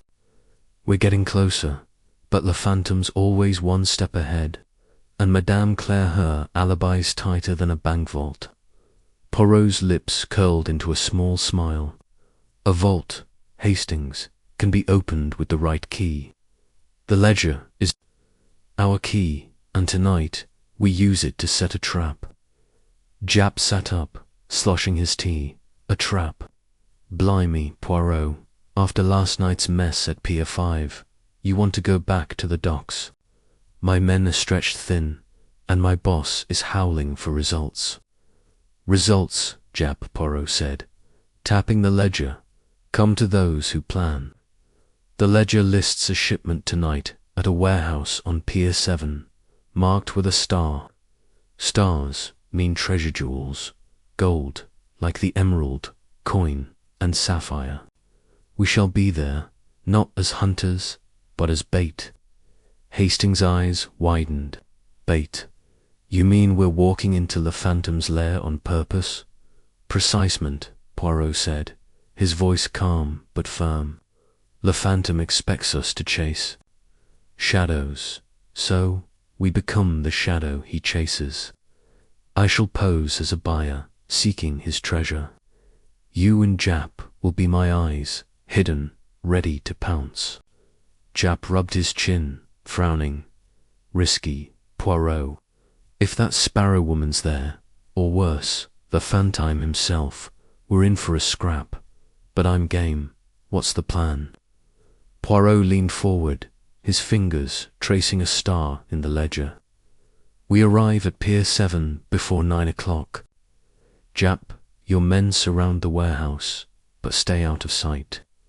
Hastings, you watch the river for boats. I shall enter alone, offering to buy the Navarro collection. If Le Phantom's men take the bait, we catch them. If not, we learn. Hastings shivered. Alone, Poirot. Those smugglers carry knives. And what if Madame Claire's there, or Duval? Claire and Duval, Poirot said, are threads in the web. But tonight we seek the spider or his sparrow, Miss Lemon. Miss Lemon appeared, her notepad clutched like a shield. Yes, Monsieur Poirot, confirmed the warehouse on Pier 7, Poirot said. Find its owner, its history, and any link to Duval's company. Also, check for reports of a buyer in the black market, someone seeking rare jewels. VITVT. Miss Lemon nodded and vanished, her efficiency unmatched. Poirot turned to the ledger, his eyes scanning the latest entry. Pier 7, Warehouse 12. Las 9 de la noche está. Tonight, he murmured, we strike. The afternoon passed in a blur of preparation. Jap rallied his men, briefing them on the plan to surround Warehouse 12. Hastings cleaned his revolver, muttering about the fog and knives. Poirot, calm as ever, polished his shoes and chose a plain coat to blend in, though his moustache remained a beacon of elegance. By 8 o'clock, the docks were cloaked in a fresh fog, the Thames a dark mirror under the dim lanterns. Pier 7 was a maze of warehouses, their walls stained with soot and salt. Warehouse 12 loomed at the end, a hulking building with broken windows and a rusted door. The air smelled of oil and danger. Poirot, Hastings, and Jap crouched behind a stack of barrels, the fog hiding them from prying eyes. Jap's men fanned out, slipping into alleys and shadows, their boots silent on the damp wood. Hastings gripped, his revolver, his breath quick. Poirot, he whispered, this place gives me the creeps. It's too quiet. Quiet, Hastings, Poirot said, is the calm before the storm. Stay by the river. Signal with 2 coughs if you see a boat. Jap checked his watch. 10 minutes to 9. You sure about this, Poirot? One wrong move, and you're done for. Poirot's eyes gleamed. Trust the little grey cells, Jap. I am Hercule Poirot, and I do not fail. He straightened, adjusting his coat, and stepped into the fog, his small frame vanishing toward the warehouse door. Hastings and Jap exchanged a glance, then split up. Hastings to the riverbank, Jap to join his men. Inside Warehouse 12, the air was cold and musty, the floor littered with straw and broken crates. A single lantern hung from a beam, casting jagged shadows. Poirot's shoes clicked softly as he moved deeper, his senses sharp. The ledger had promised treasure, and he was here to claim it all, so he would let them think. A figure emerged from the shadows, a man, broad-shouldered, with a scarf covering half his face. His eyes were hard, like flints in the dark. "You, the buyer," he growled. "We," Poirot said, his voice smooth. "I seek rare jewels, the Navarro collection. I have gold to offer if the goods are true." The man's eyes narrowed. "Gold. Show it." Poirot patted his coat, where a small pouch jingled. "The gold is ready, monsieur, but I must see the treasure first. Where is the sparrow?" The man stiffened, his hand twitching toward a knife at his belt. "No names. You want the goods, you deal with me." Before Poirot could reply, a creak echoed from the back of the warehouse. Two more men stepped out, their faces shadowed, one holding a crate marked Chateau Lafayette. The other carried a lantern, its light glinting off a blade. Poirot's heart raced, but his face stayed calm. "Three of you," he said, smiling. "Le Phantom sends his best, I see. Open the crate. Let us do business." The broad man hesitated, then nodded.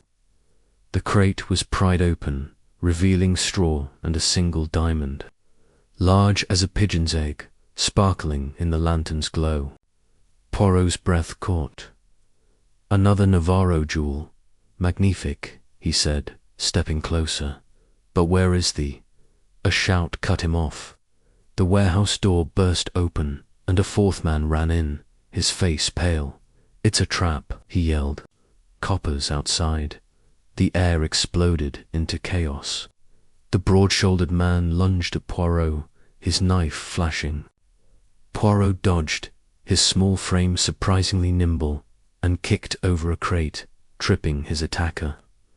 The other men drew weapons, shouting, as Japp's men stormed in, batons raised. "Vite Hastings," Poirot cried, diving behind a stack of crates. Gunshots rang out, and the lantern shattered, plunging the warehouse into darkness. Poirot's eyes caught a glimpse of the broad-shouldered man as he scrambled up, his sleeve torn, revealing a tattoo, a coiled snake, its fangs bared. "Mon Dieu," Poirot whispered, crawling toward the door.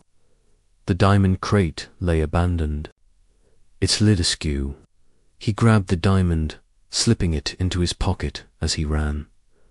Outside, the fog was a shield and a curse. Japp's men clashed with the smugglers, fists and knives flashing. Hastings appeared, his revolver drawn, his face flushed. "Poirot, you're alive. Where's the sparrow?" "Gone," Poirot said, panting. But the diamond danned a tattoo, a snake, Hastings, a clue to Le Phantom's men. Japp stumbled out, his hat askew. "We got one of 'em, but the others slipped into the fog." "Blasted, Poirot, your trap backfired." "Backfired," Poirot said, holding up the diamond. "Nan, Japp, we have another Navarro jewel and a new Clutha snake tattoo. Le Phantom's men are marked, and marks do not lie." Back at Whitehaven Mansions, the fire roared, chasing away the dock's chill. Miss Lemon waited with a report. Warehouse 12 was leased by a shell company tied to Duval's business, and the black market buzzed with talk of a buyer seeking Navarro jewels, someone using the name Raven. "The Raven again," Poirot murmured, examining the diamond. "And the snake tattoo, Miss Lemon. Search for any smuggling gangs known for such a mark." Japp slumped in a chair. "We're close, Poirot, but not close enough. That ambush, they knew we were coming. Someone's tipping them off." Poirot said, his eyes dark. "A traitor, perhaps. or a spy in our midst. But the ledger, the jewels, the tattoos, they point to Duval, to Claire, to the sparrow. Tomorrow we hunt the snake. As Hastings dozed and Jap left, Poirot sat by the fire, the diamond glinting in his hand. The warehouse trap had failed, but it had yielded treasure and a mark. Le Phantom's web was unraveling, and Hercule Poirot would cut the final thread. Chapter 8. The betrayal within the morning light crept through the curtains of Whitehaven mansions, casting a soft glow over Hercule Poirot's tidy flat. The detective sat at his desk, his mustache perfectly curled, his eyes fixed on the diamond. From Warehouse 12, its facets sparkling like a captured star. The smuggler's ledger lay open beside it, its cryptic symbols stars, crescents, crossed arrows taunting him. Captain Hastings lounged by the fire, sipping tea, while Chief Inspector Jap paced, his face red with frustration. "Poirot," Jap said, stopping to glare at the diamond, "that warehouse trap was a disaster. We got a jewel, sure, but Le Phantom's men knew we were coming, again. Someone's feeding them our plans, and I'm starting to think it's one of my own." Poirot's fingers paused on the ledger, his eyes narrowing. "We, Jap," the crossed arrow in the ledger, twice it marked nights of raids, nights we were betrayed. The ambush last night was no accident. There is a snake among us, and we must find it. Hastings set down his teacup, his eyes wide. "A snake? You mean the tattoo from the warehouse? Or someone closer?" "Poirot, you don't think—" "One of Jap's men is working for Le Phantom." Poirot's moustache twitched. "I think, Hastings, that Le Phantom is a master of shadows. He buys loyalty, or he breaks it. The snake tattoo is a clue, but the true betrayal lies in trust misplaced. Jap, who knew of our trap at Warehouse 12, Jap rubbed his chin, frowning. Just my inner circle me, you, Hastings, and Inspector. Reynolds, he's been with me years. Poirot, solid as a rock.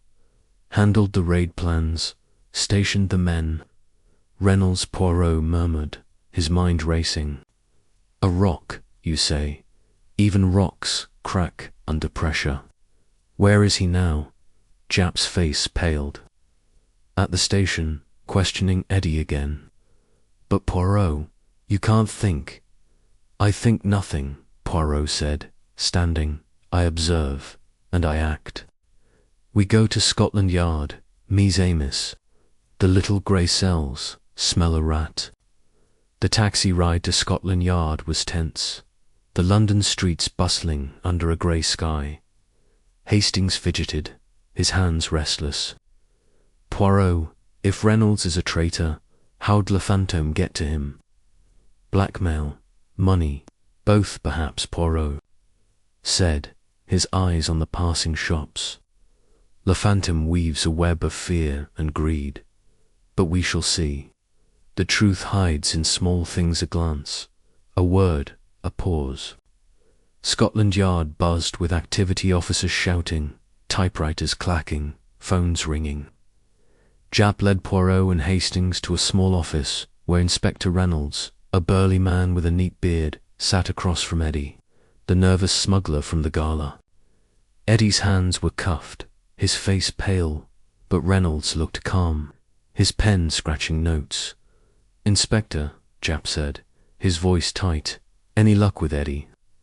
Reynolds glanced up, his eyes steady. Not much, sir. He sticks to his story notes. From the Sparrow, no face, no names. Says he never saw the tattooed man from the warehouse. Poirot stepped forward, his small frame commanding the room. Bonjour, Inspector Reynolds. A moment, if you please. This tattoo, a coiled snake, fangs bared. You have seen it before, oui. Reynolds' pen paused, his jaw tightening. Snake? No, sir. Never heard of it. Poirot's eyes locked on his, sharp as a blade. Curious.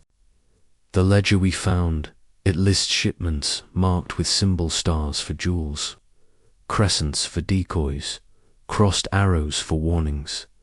Each time we raided, a crossed arrow appeared. Someone warned Le Phantom's men, someone who knew our plans.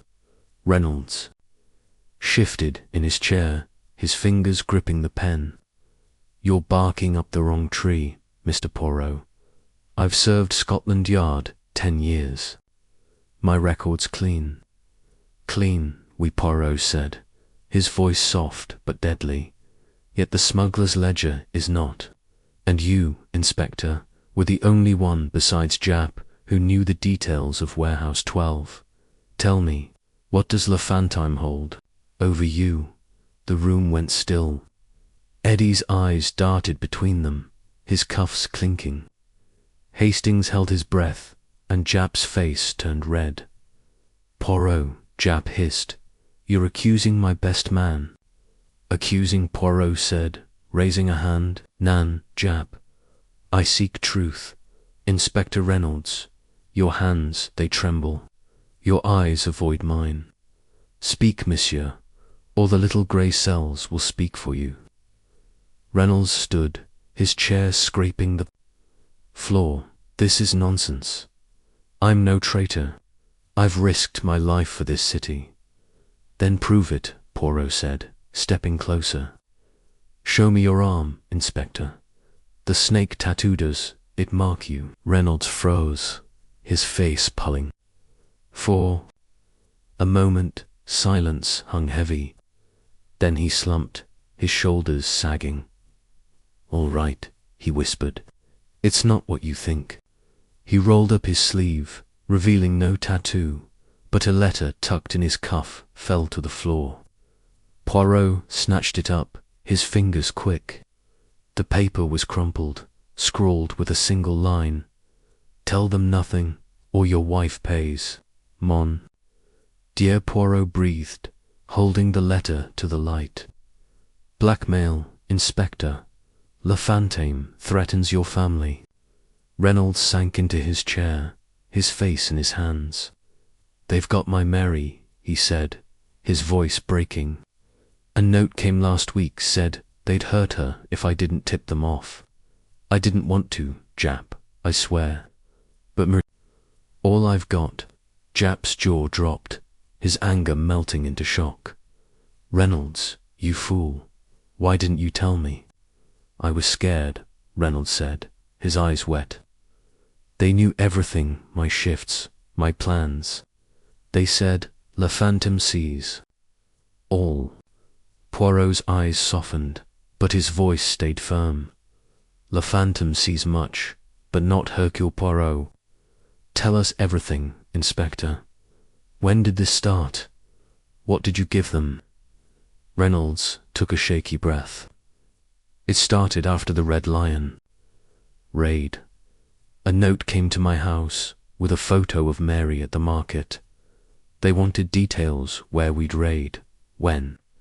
I gave them Pier 3, then Warehouse 12. I didn't know about the jewels, I swear. Just that the Sparrow would be there. The Sparrow, Poirot murmured. Always the Sparrow. And the snake tattoo, did you see it? Reynolds shook his head. No, but the notes mentioned a man with a snake on his arm. Said he's Le Phantom's enforcer. I never met him. Hastings leaned forward, his face grim. So Le Phantom's got a thug with a snake tattoo, and he's blackmailing coppers. Poirot, this is bigger than we thought. We, Hastings, Poirot said, pocketing the letter. Le Phantom's web is wide, but we have cut a thread.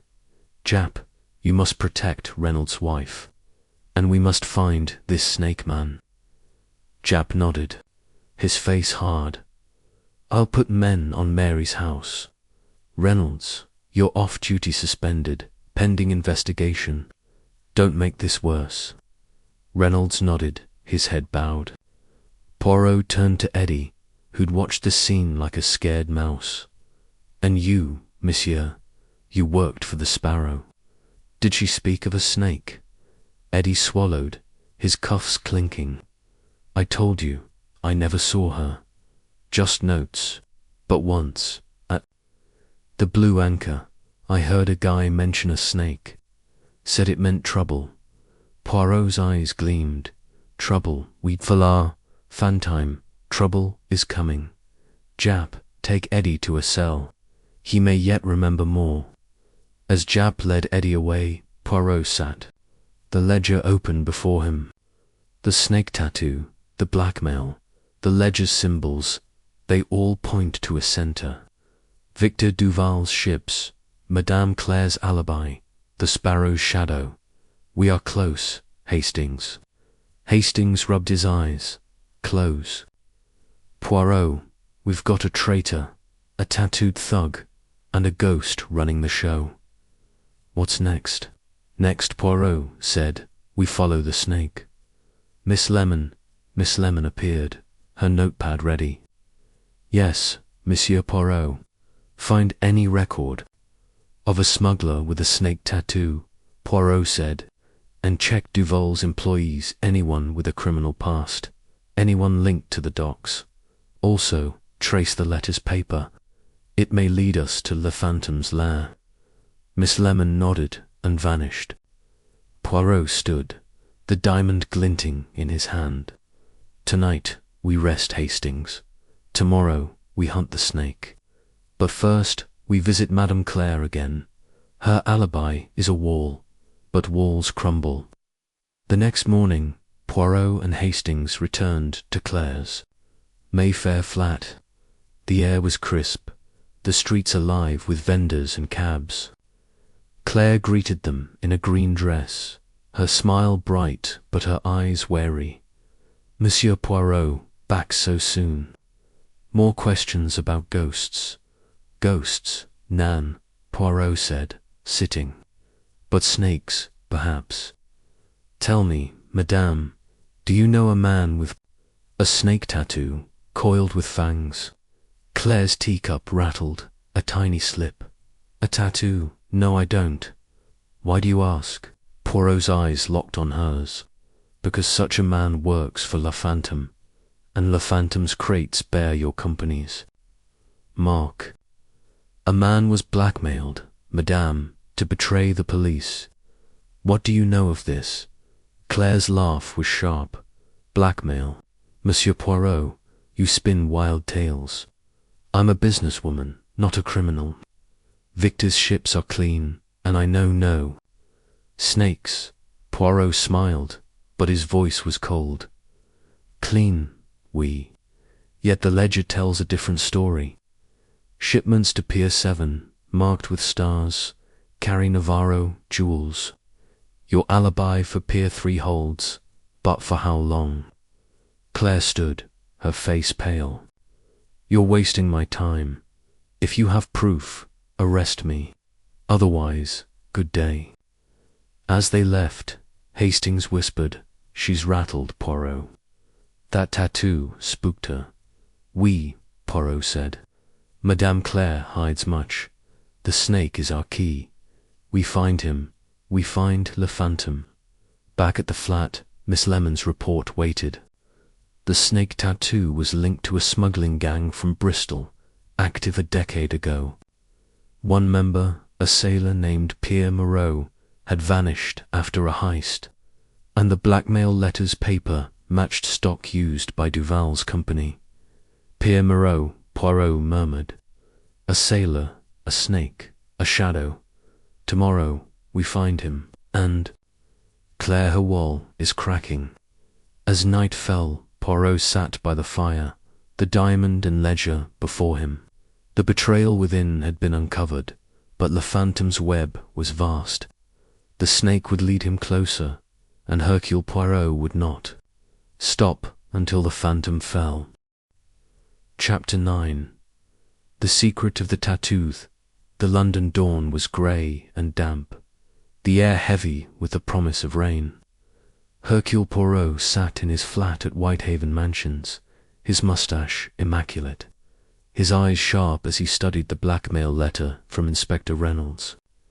Its scrawled threat, "Tell them nothing, or your wife pays," lay beside the smuggler's ledger, its cryptic symbols whispering secrets. The diamond from Warehouse 12 glinted on his desk, a silent reminder of Le Phantom's treasure. "Captain." Hastings stood by the window, peering into the fog, while Chief Inspector Japp slumped in a chair, his face lined with worry. "Poirot," Japp said, rubbing his temples. "Reynolds' betrayal hit hard. My own man, blackmailed by Le Phantom. And that snake tattoo you saw at the warehouse, it's our only lead now. But where do we start?" Poirot's fingers tapped the ledger, his mind a whirlwind. "The snake, Japp, is more than ink. It marks a man Pierre Moreau, a sailor from Bristol, linked to a smuggling gang. Miss Lemon's report tells us he vanished after a heist 10 years ago. He is alive, and he works for the Sparrow. We find him, we find her." Hastings turned, his eyes wide. "Moreau, you think he's the thug from Warehouse 12. But Poirot, London's crawling with sailors. How do we track one man with a tattoo?" Poirot's mustache twitched. "The little grey cells, Hastings, see patterns where others see chaos. The ledger's star marks treasure, the crescent marks decoys, and the crossed arrow marks betrayal. Moreau is a star-a-key player, and Miss Lemon has given us a clue. He was last seen near a club called the Black Anchor near the docks." Japp sat up, his tea forgotten. "The Black Anchor. That's a dive, worse than the Red Lion, full of drunks and thieves. If Moreau's there, he's not alone." "Precisement," Poirot said, standing. "The Black Anchor is a den of shadows, and shadows hide Le Phantom's men. We go today, but we must be clever. Moreau will not talk easily." Hastings frowned, adjusting his coat. "Clever, Poirot. Those places are dangerous. Knives, fists, and worse. And what about Madame Claire? Her alibi's still solid, but you rattled her yesterday." "Claire," Poirot murmured, "is a puzzle for another hour. Her eyes betray fear, but the snake is our path now." Miss Lemon." Miss Lemon appeared, her notepad ready, her face stern. "Yes, Monsieur Poirot. Find all you can on the Black Anchor," Poirot said. "Its owners, its patrons, any link to Duval's company or the Navarro collection, and trace Pierre Moroni aliases, any sightings. Also, check the letter's paper for a source. Vite, vite." Miss Lemon nodded and vanished, her pencil a blur. Poirot turned to Japp. "You, mon ami, must keep Reynolds safe. His wife is guarded, but Le Fante may strike again, and question. Eddie once more asked about the Black Anchor." Japp sighed, standing. "Right, I'll put men on it. But Poirot, if Moreau's as tough as you say, watch your back." "Danger," Poirot said, smiling, "is an old friend. Come, Hastings, to the Black Anchor." The Black Anchor was a grim, sagging building near the Thames, its sign faded, its windows smeared with grime. The air smelled of stale beer and river mud, and the docks buzzed with the clatter of cranes and shouts of workers. Poirot and Hastings stepped from a taxi, their coats plain to avoid attention. Poirot's mustache, however, was impossible to hide. "Poirot," Hastings whispered, eyeing the rough men loitering outside, "this place looks like trouble. Sure you don't want Japp's men with us?" "Nan, Hastings," Poirot said, his voice low, "the police would scare our prey. We are hunters today, quiet and sharp. You watch the door, I shall find the snake. Inside, the black anchor was a haze of smoke and shadows. Sailors hunched over tables, their voices rough, their eyes wary. A bartender, a burly man with a scarred hand, poured ale, his gaze flicking. To Poirot, the detective approached, his step confident despite the stares. "Bonjour, Monsieur Poirot," said, his voice smooth. "I seek a man Pierre Moreau, a sailor with a tattoo of a snake." The bartender's hand froze, his eyes narrowing. "Don't know him, you a copper?" "Nen," Poirot said, smiling. "A friend with business. Gold for information. Where is Moreau?" The bartender leaned close, his breath sour. "Gold, eh? Try the back room. But watch yourself, fancy man." Poirot nodded, signaling Hastings to follow. They slipped through a curtain to a dim room, where a single lamp lit a table. A man sat there, his back to them, his shoulders broad. His sleeve was rolled up, revealing a coiled snake tattoo, its fangs gleaming in the light. "Pierre Moreau," Poirot said, his voice sharp. The man turned, his face weathered, his eyes hard. "Who's asking?" he growled, his hand on a knife. "Poirot," the detective said, sitting across from him. "I seek the Sparrow, and you, monsieur, know her." Moreau's laugh was rough. "Sparrow, you're chasing ghosts, little man. I'm just a sailor, out of work." Poirot's eyes locked on his sailor, a sailor with a snake tattoo, linked to Le Phantom's men. "You were at Warehouse 12, you carried a Navarro diamond. Speak, or the police will make you." Moreau's knife twitched, but Hastings stepped forward, his revolver glinting. "Easy, mate," Hastings said. "Talk to Poirot. He's nicer than Scotland Yard." Moreau's shoulders slumped, his knife dropping. "All right," he said, his voice low. "I work for the Sparrow. Notes come, telling me where to move. Crates, gold, stuff I don't ask about. I never saw her face. Just notes, dropped at the black anchor." Poirot leaned forward. "And Le Phantom, you know his name?" Moreau shook his head. "No one knows. The Sparrow runs the show orders, pickups, payments. She mentioned a club once, under the streets, said it's where the big deals happen. A club." Poirot's eyes gleamed. "Where, Monsieur Moreau?" Hesitated, then whispered, "Under the Silver Gull, near the docks. But you didn't hear it from me. They'll kill me if they know I talked." Poirot stood, his mind racing. "Merci, Moreau. Stay here. The police will protect you." Outside, the fog was thickening, the Thames a dark shadow. Hastings clutched his revolver, his face pale. "Poirot, a secret club under the Silver Gull. That's Le Phantom's hideout, isn't it?" "Perhaps," Poirot said, hailing a taxi. "But we must be sure. The Sparrow is close, and Le Phantom closer." We returned to the flat. Jap must know. Back at Whitehaven Mansions, Miss Lemon waited with a report. The Silver Gull was a high-end club, owned by a company tied to Victor Duval. The blackmail letters. Paper matched Duval's stock, and a dock worker had seen a man with a snake tattoo near the club. Jap burst in, his face grim. "Moreau's in custody, Poirot, but he's scared stiff. Says the Sparrow'll find him." "What's this about a club?" Poirot held up the diamond. "The Silver Gull, Jap. A front, perhaps, for Le Phantom's lair.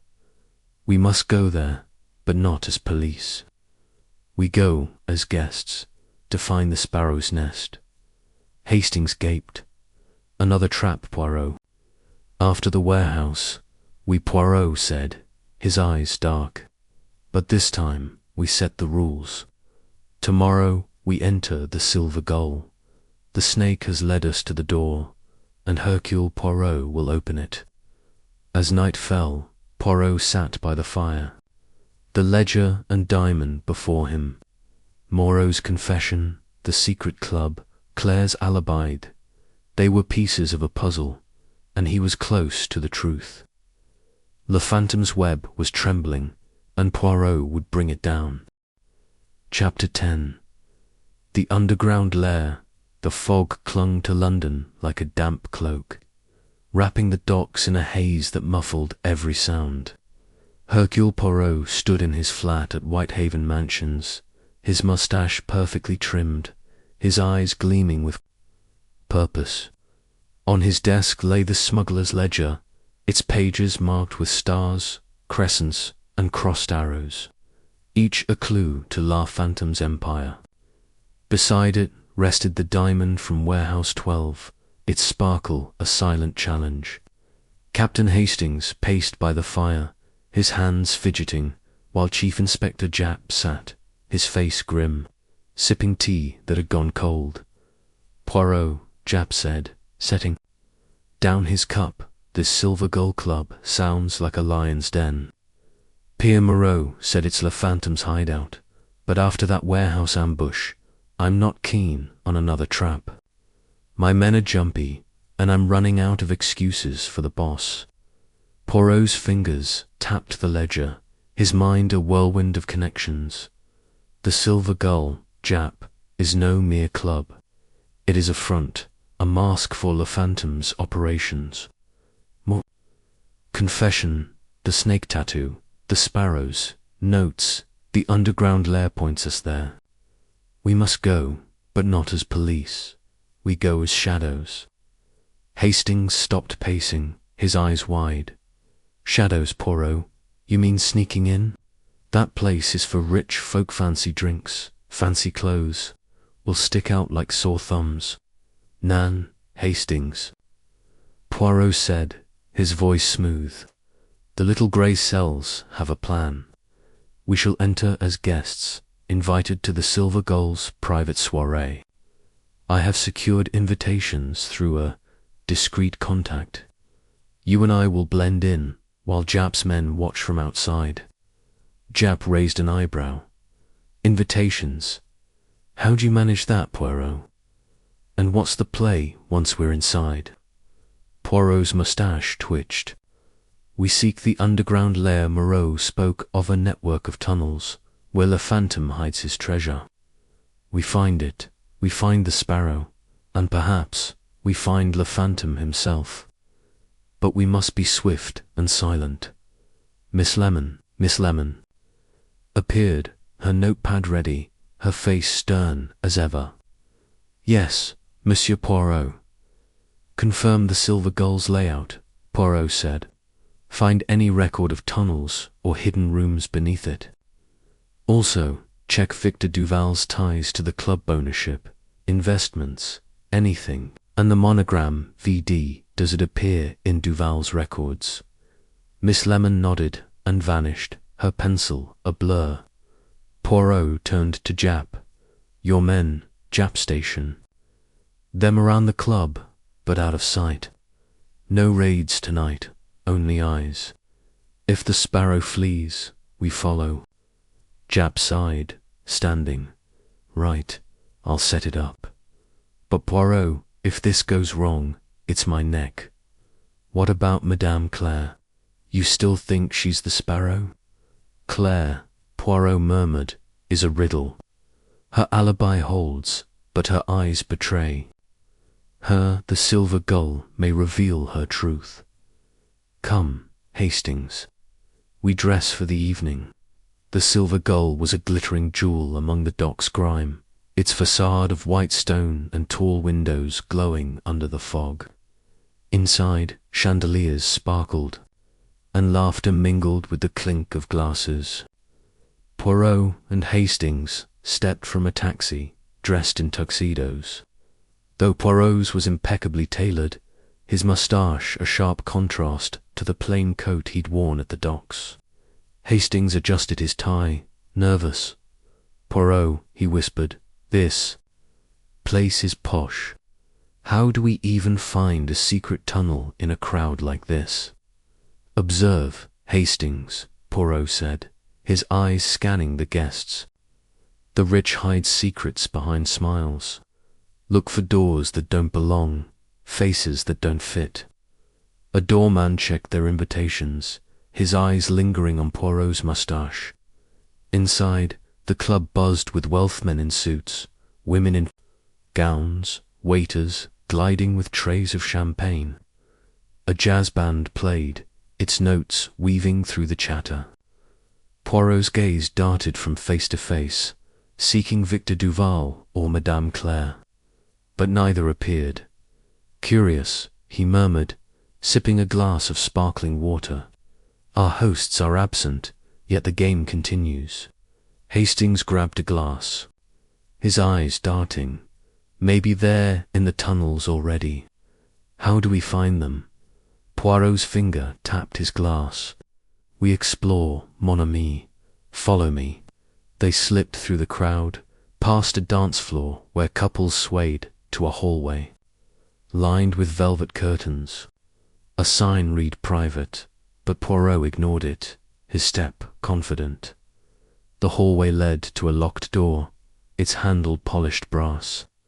Poirot produced a small Tula lockpick, to Hastings' shock. Poirot, Hastings hissed.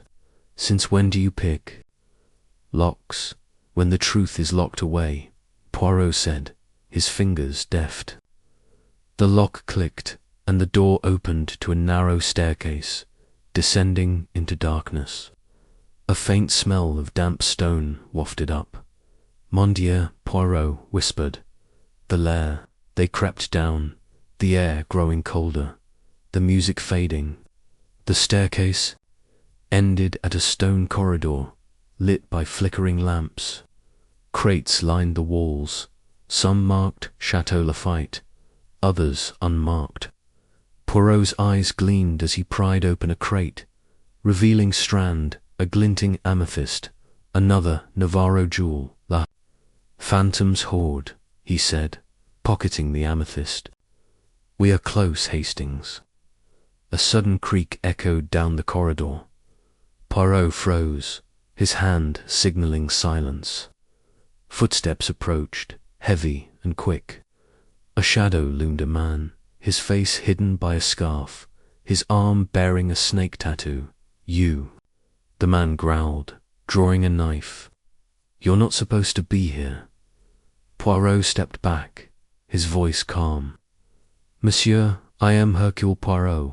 Put down the knife, and we talk. The man lunged, but Hastings tackled him, the knife clattering to the floor. The struggle was brief, but a hidden wire snapped under their feet, triggering a rumble. A section of the ceiling shifted, and a net of heavy ropes dropped narrowly. Missing them, booby trap. Hastings shouted, shoving the man against the wall. The tattooed man cursed, struggling, but Poirot's quick hands tied him with a rope from the net. Mercy, Hastings, Poirot said, panting. This trap was meant for intruders. Le Phantom guards his lair well. The man glared, his scarf slipping to reveal a scarred jaw. You're dead men, he spat. The sparrow knows you're here.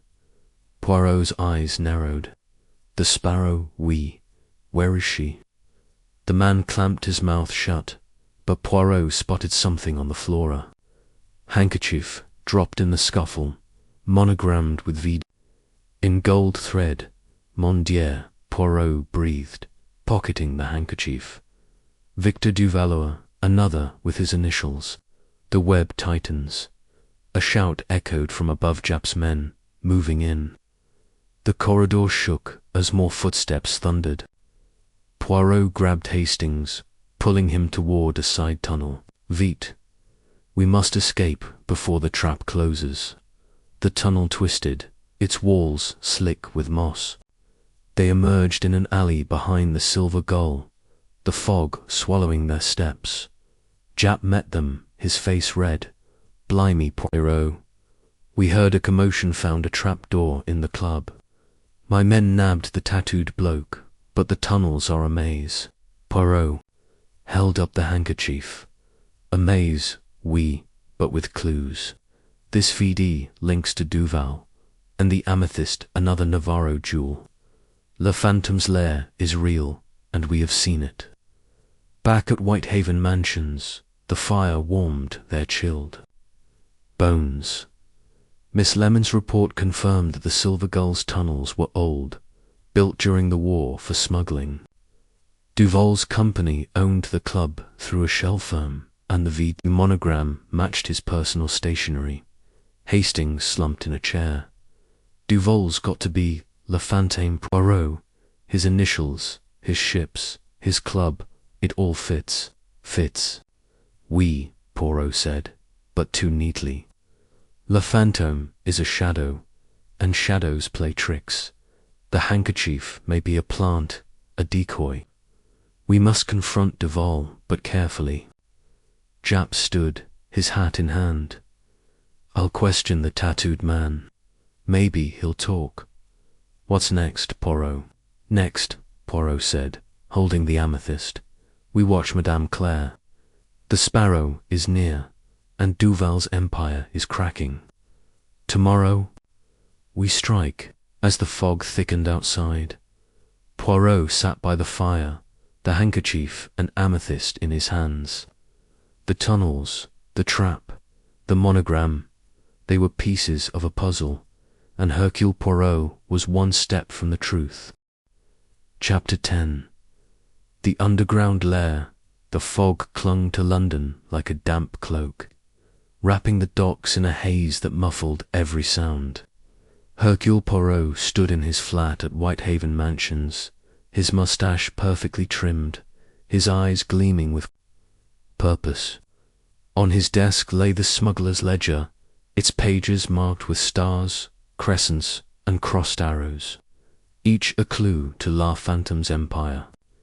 Beside it rested the diamond from Warehouse 12, its sparkle a silent challenge.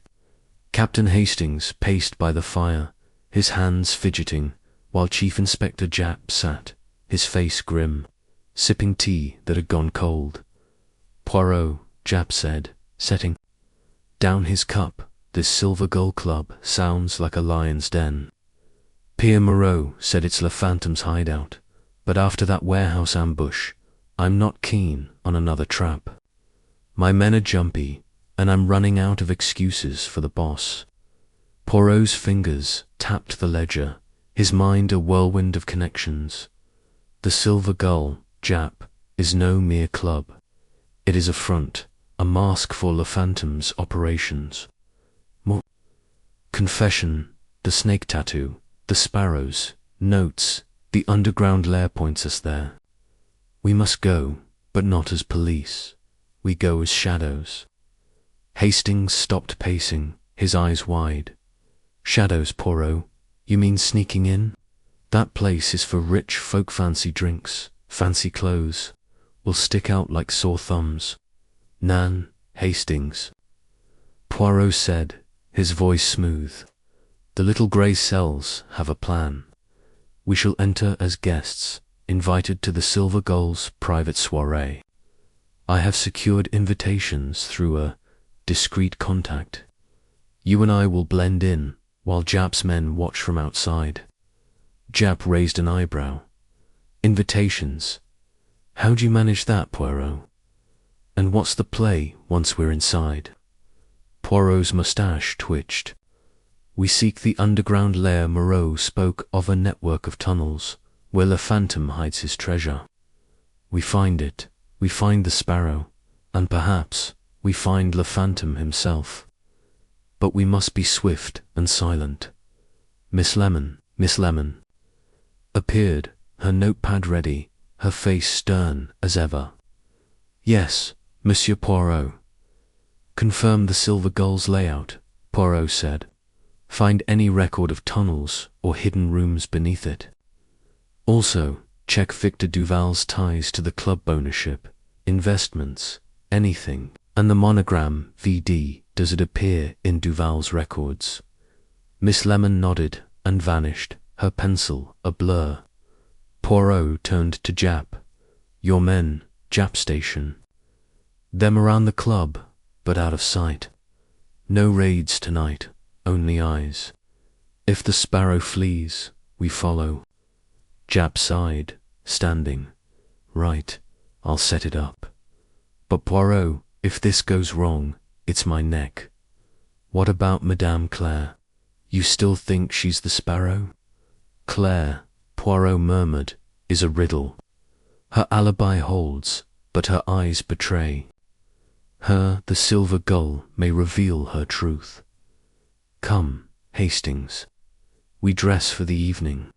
The silver gull was a glittering jewel among the dock's grime, its facade of white stone and tall windows glowing under the fog. Inside, chandeliers sparkled, and laughter mingled with the clink of glasses. Poirot and Hastings stepped from a taxi, dressed in tuxedos. Though Poirot's was impeccably tailored, his moustache a sharp contrast to the plain coat he'd worn at the docks. Hastings adjusted his tie, nervous. Poirot, he whispered, this place is posh. How do we even find a secret tunnel in a crowd like this? Observe, Hastings, Poirot said, his eyes scanning the guests. The rich hide secrets behind smiles. Look for doors that don't belong, faces that don't fit. A doorman checked their invitations, his eyes lingering on Poirot's moustache. Inside, the club buzzed with wealthmen in suits, women in gowns, waiters gliding with trays of champagne. A jazz band played, its notes weaving through the chatter. Poirot's gaze darted from face to face, seeking Victor Duval or Madame Claire. But neither appeared. Curious, he murmured, sipping a glass of sparkling water. Our hosts are absent, yet the game continues. Hastings grabbed a glass, his eyes darting. Maybe they're in the tunnels already. How do we find them? Poirot's finger tapped his glass. We explore, mon ami. Follow me. They slipped through the crowd, past a dance floor where couples swayed, to a hallway, lined with velvet curtains. A sign read private, but Poirot ignored it, his step confident. The hallway led to a locked door, its handle polished brass. Poirot produced a small Tula lockpick, to Hastings' shock. Poirot, Hastings hissed. Since when do you pick locks? When the truth is locked away, Poirot said, his fingers deft. The lock clicked, and the door opened to a narrow staircase, descending into darkness. A faint smell of damp stone wafted up. Mon Dieu, Poirot whispered. The lair. They crept down, the air growing colder, the music fading.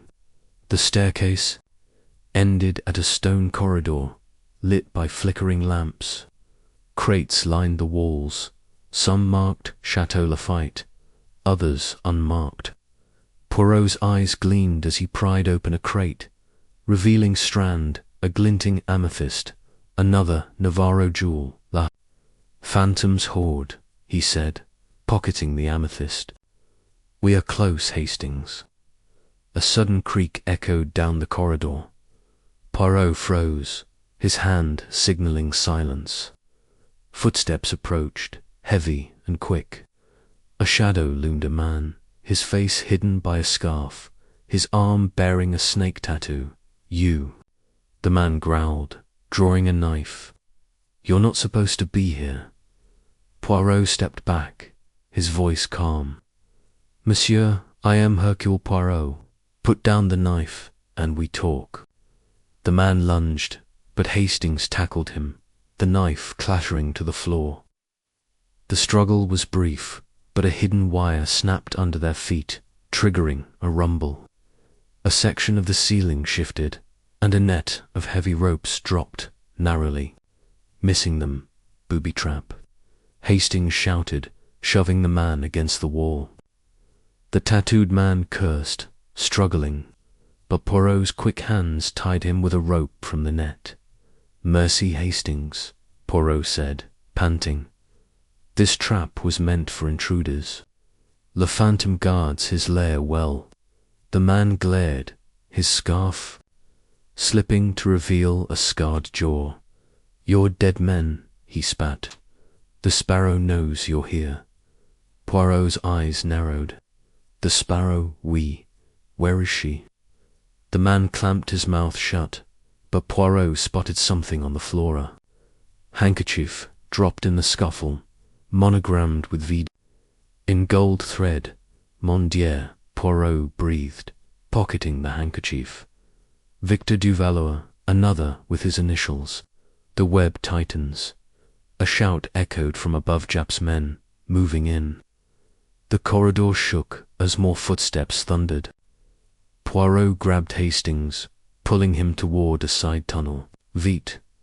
We must escape before the trap closes." The tunnel twisted, its walls slick with moss. They emerged in an alley behind the Silver Gull, the fog swallowing their steps. Jap met them, his face red. "Blimey, Poirot. We heard a commotion, found a trapdoor in the club. My men nabbed the tattooed bloke, but the tunnels are a maze." Poirot held up the handkerchief. "A maze, oui, but with clues. This VD links to Duval, and the amethyst another Navarro jewel. Le Phantom's lair is real, and we have seen it." Back at Whitehaven Mansions, the fire warmed their chilled bones. Miss Lemon's report confirmed that the Silver Gull's tunnels were old, built during the war for smuggling. Duval's company owned the club through a shell firm, and the V monogram matched his personal stationery. Hastings slumped in a chair. "Duval's got to be Le Phantom Poirot. His initials, his ships, his club, it all fits." "Oui," Poirot said, "but too neatly. Le Phantom is a shadow, and shadows play tricks. The handkerchief may be a plant, a decoy. We must confront Duval, but carefully." Jap stood, his hat in hand. "I'll question the tattooed man. Maybe he'll talk." "What's next, Poirot?" "Next," Poirot said, holding the amethyst, "we watch Madame Claire. The Sparrow is near, and Duval's empire is cracking. Tomorrow, we strike." As the fog thickened outside, Poirot sat by the fire, the handkerchief and amethyst in his hands. The tunnels, the trap, the monogram, they were pieces of a puzzle, and Hercule Poirot was one step from the truth. Chapter 11. The duel of wits. The morning sun pierced the fog, casting a pale glow over London's bustling streets. Hercule Poirot sat in his flat at Whitehaven Mansions, his moustache impeccably waxed, his eyes sharp as he studied the monogrammed handkerchief marked VD from the Silver Gull's underground lair. Beside it lay the amethyst, its purple depths glinting like a secret. The smuggler's ledger, open on his desk, whispered of stars, crescents, and crossed arrows, each a clue to Le Phantom's empire. Captain Hastings stood by the fire, warming his hands, while Chief Inspector Jap paced, his face etched with worry. "Poirot," Jap said, stopping to glare at the handkerchief, "that VD points straight to Victor Duval. His ships, his club, his crates, it's got to be him. Le Phantom's been under our noses the whole time." Poirot's fingers traced the handkerchief's gold thread, his mind racing. Duval Jap is a thread in the web, but is he the spider? The handkerchief is too perfect, like a breadcrumb left for us to find. Le Phantom is cleverer than that. Hastings turned, his tea sloshing. "Not Duval. Poirot, you found his initials in the tunnels. And Madame Claire, she's tied to him, isn't she? Maybe they're in it together." Claire murmured, "is a shadow within a shadow. Her alibi holds, but her eyes betray fear. Duval's empire is vast, but the sparrow pulls strings we cannot yet see. Today we confront Duval. We shall test his mask. Japp raised an eyebrow, his voice gruff. Confront him at his mansion. Poirot, that's bold, even for you. If he's Le Fantôme, he'll have guards, maybe that snake-tattooed thug. Bold, oui, Poirot said, standing, but boldness is the blade that cuts through lies. We go to Mayfair, to Duval's mansion. Hastings, bring your courage. Japp, bring your badge, but use it sparingly. We play a game of wits today. Hastings gulped, adjusting his coat. A game, Poirot. This isn't chess. If Duval's Le Fantôme, he's dangerous. And what about the sparrow? She's still out. There, the sparrow, Poirot said, pocketing the handkerchief. We'll watch, and we shall watch her. Miss Lemon. Miss Lemon appeared, her notepad clutched tightly, her face stern. Yes, Monsieur Poirot. Find all you can on Victor Duval's personal life, Poirot said. His family, his habits, his enemies. Also, check the Silver Gull's guest list for the night of our visit. Any names linked to smuggling or the Navarro collection. And the handkerchief trace its maker. Vite, vite. Miss Lemon nodded and vanished, her pencil a blur. Poirot turned to Japp. Your men, Japp, have them watch the Silver Gull. If the sparrow moves, we must know. And the tattooed man from the tunnels, what does he say? Japp sighed, rubbing his neck. Not much. Calls himself Jack Riley. Admits to working for the sparrow, but swears he's never met Le Fantôme. Says the snake tattoos are mark of the gang given to trusted runners. Won't say more. Poirot's eyes gleamed. Trusted runners, we. But runners follow orders. We seek the master. To Mayfair, Mies, Amos. The taxi ride to Mayfair was quiet, the city's hum muffled by the lingering fog. Duval's mansion loomed, its white stone gleaming, its windows like eyes watching the street. A butler, stiff as a board, greeted them at the door, his gaze lingering on Poirot's moustache. Monsieur Duval is in his study, the butler said, leading them through a grand hall. Marble floors shone, and paintings of ships lined the walls. Hastings whispered, Fancy place, Poirot. Hard to believe, a smuggler lives here. Believe, Hastings, Poirot said, that wealth hides sin as easily as poverty. Observe everything. Victor Duval sat at a mahogany desk in his study, his silver hair catching the light, his tuxedo crisp despite the early hour. Papers and a gold pen lay before him, and a glass of brandy sat untouched. He rose, his smile warm but guarded. Monsieur Poirot, Captain Hastings, Inspector Japp, he said, gesturing to chairs. A pleasure, though unexpected. To what do I owe this visit? Poirot sat, his hands folded, his eyes locked on Duval's. Monsieur Duval, I come with a grave matter. Smuggling jewels, gold, treasures of the Navarro collection flows through London's docks.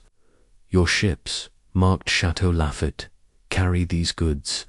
Your club, the Silver Gull, hides tunnels filled with them. And this he produced, the handkerchief, its VD glinting. This was found in those tunnels. You, monsieur, are La Fantôme. The room went still. Duval's smile froze, then melted into a laugh, rich and deep. La Fantôme me, Monsieur Poirot, you flatter. Me with such drama. I'm a businessman, not a criminal. Japp leaned forward, his badge glinting. Explain the handkerchief, Duval, and the crates your company's name is all over them. Duval's eyes flicked to the handkerchief, then back to Poirot. A handkerchief. Anyone can stitch initials. As for my crates, they're common. Smugglers steal them, reuse them. My business is clean. He opened a drawer, pulling out a stack of papers. Here shipping records, audited by the customs office. Every crate accounted for, every shipment legal. Look for yourself. Poirot took the papers, his fingers flipping through them with precision. The records were neat, detailing wine, silk, and spices. No jewels, no gold. Dates matched legitimate ports, not the Red Lion or Pier 7. Yet Poirot's eyes lingered on a signature Duval's, bold and looping, identical to one in the smuggler's ledger. Most impressive, Poirot said, his voice soft. Your records are perfect, monsieur. Too perfect, perhaps.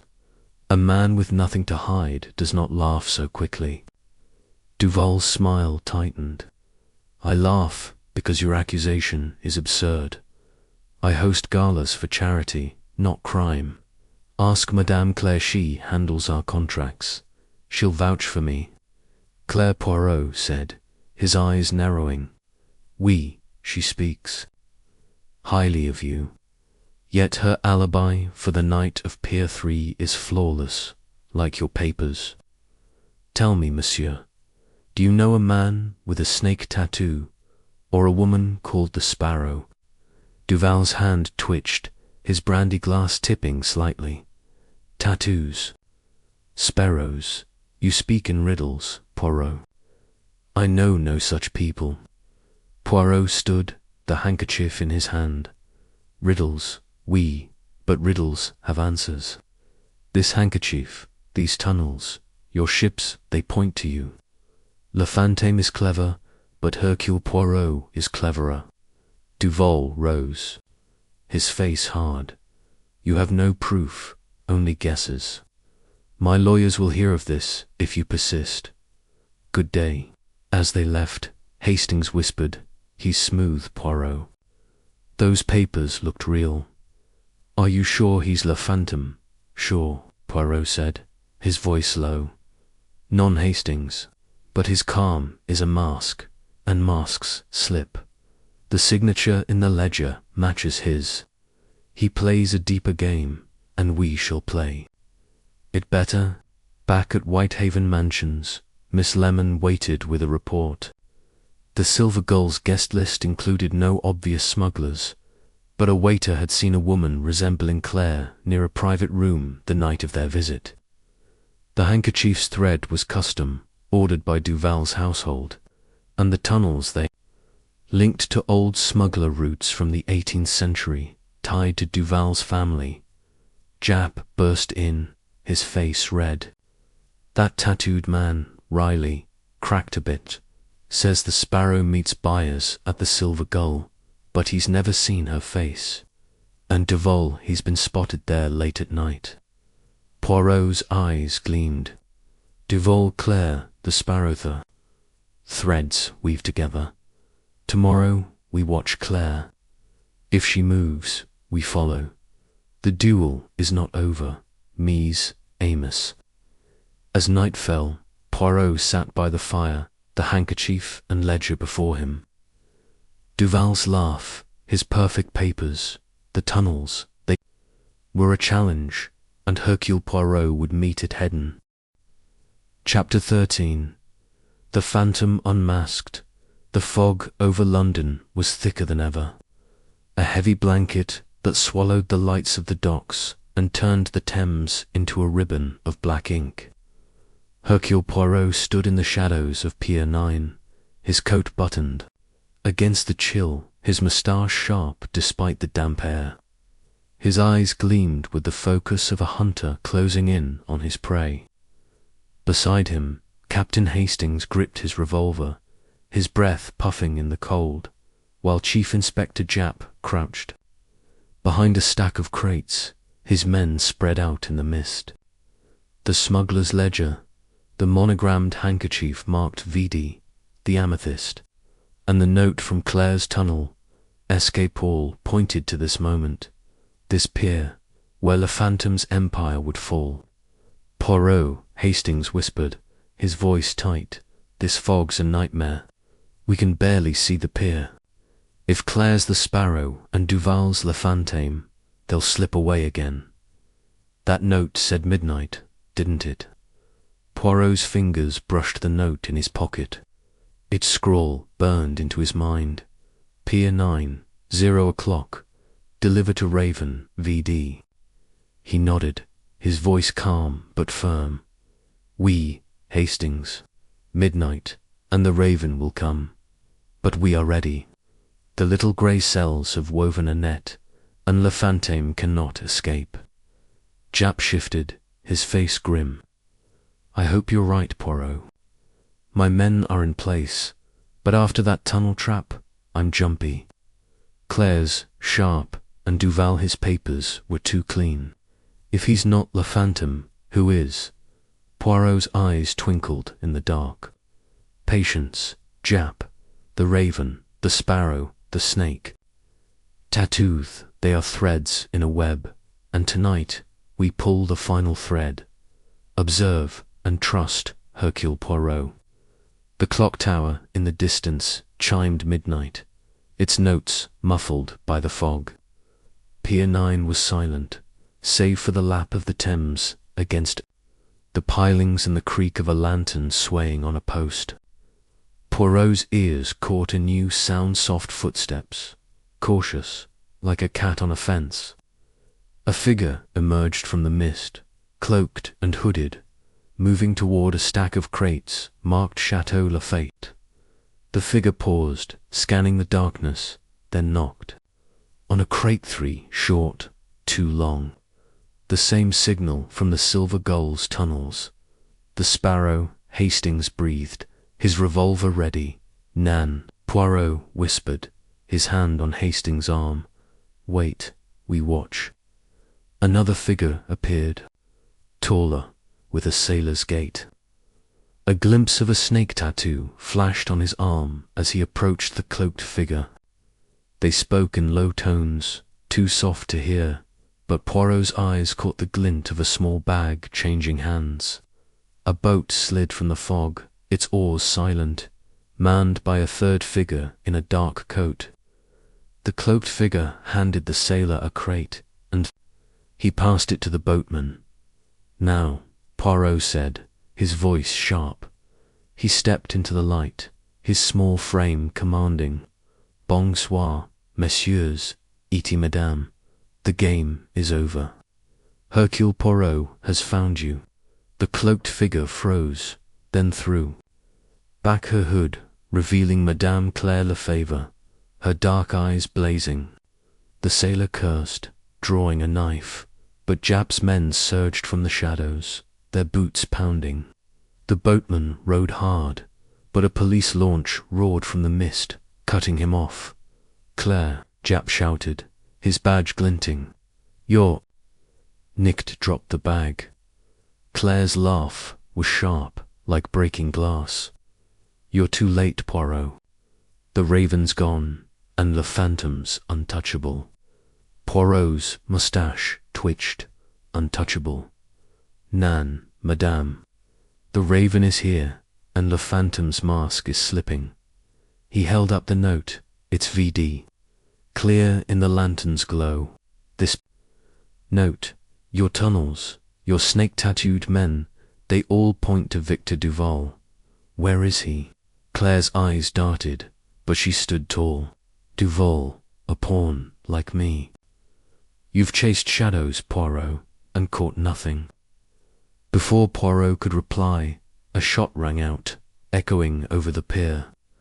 The sailor dropped, clutching his arm, his knife clattering. A new figure stepped from the foggerman, tall and silky, holding a pistol. Victor Duval, his face pale but resolute, lowered the weapon. Enough, Claire, Duval said, his voice steady. It's over. Claire's face twisted, her bag falling. You traitor, she hissed. You'll pay for this. Jap's men tackled her, cuffing her wrists, while others grabbed the sailor. The boatman surrendered, his hands raised. Poirot approached Duval, his eyes narrowing. Monsieur Duval, a dramatic entrance. You shoot your own man, yet claim innocence. Duval's jaw tightened. I'm no innocent Poirot, but I'm not La Fantine. Claire, she's the sparrow, but not the master. I've been trapped in this web as much as you.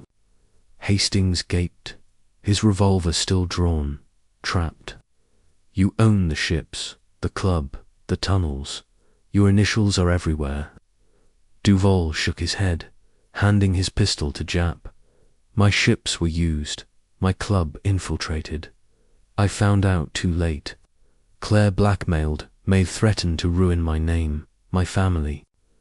I played along, hoping to expose her boss. Poirot's eyes locked on Duval's, searching for lies. And this boss, La Fantine, you know his name. Duval hesitated, then nodded. Not his name, but his mark. The Ravana buyer, always. Masked, always at the Silver Gull. I saw him once, in the tunnels, with Claire. He wore a ring, engraved with a crescent. A crescent, Poirot murmured, his mind racing. The ledger's symbols flashed in his head, stars for treasure, crescents for decoys, crossed arrows for warnings. The raven is La Fantine, and the crescent is his sign. But you, Monsieur Y, shoot the sailor. Duval's face darkened. He was about to kill you, Poirot. I owed you that much. I've lost everything, my business, my honor. Let me help you end this. Jap snorted, cuffing Duval. Help. You're under arrest, mate. Smuggling, black malure in deep. Poirot raised a hand. Wait, Jap. Monsieur Duval is a witness, not the mastermind. Claire, she knows more. Let us speak to her. Claire sat on a crate, her wrists cuffed, her eyes defiant. You've got nothing, Poirot. I moved crates, followed. Orders, the raven's gone, and La Fantine's laughing. Poirot knelt before her, his voice soft but deadly, laughing, Madame Nan. The raven left this note with Duval's initials. A mistake, perhaps, or a trap. Tell me, who is he? Claire's lips tightened, but her eyes flickered a crack. In her armor, you'll never catch him, she whispered. He's everywhere, nowhere. The crescent is his mark, but you'll find no face. Poirot stood, his mind spinning. The crescent, we, and the ledger it marked decoys. La Fantine hides behind others, Claire, Duval, the snakeman. But the Silver Gull is his lair, and we shall return. Jap's men searched the crates, finding more Navarro jewel sapphires, rubies, a pearl necklace. The sailor, patched up, admitted to working for Claire, but swore he'd never met the raven. The boatman, a hired hand, knew nothing. Poirot's eyes lingered on the note, the crescent in his mind. Jap, he said, take Claire and Duval to Scotland Yard. Question them, but gently. They are pieces, not the puzzle. Hastings, we go to the Silver Gull. The raven's ring awaits. The Silver Gull was quiet at dawn, its chandeliers dim, its dance floor empty. Poirot and Hastings slipped in, the doorman half asleep. The private room Claire had visited led to the tunnels, their walls still smelling of salt and secrets. Flashlight swept the stone, pausing on a crate tucked in a corner. Its lid was loose, revealing papers and a silver ring, engraved with a crescent. Mon Dieu, Poirot breathed, holding the ring. The raven's mark. Hastings gaped. La Fantine's ring. Poirot, we've got him. Nan, Poirot said, his voice grim. We have his shadow. the papers look. The papers were letters, coded, but one name stood out: Sir Reginald Thorn, a shipping rival of Duval's, known for his wealth and secrecy. The letters spoke of deals, jewels, and a meeting at the Silver Gull, signed with a crescent. Thorn, Poirot said, his eyes blazing. Le Phantom hides in plain sight, a gentleman among thieves.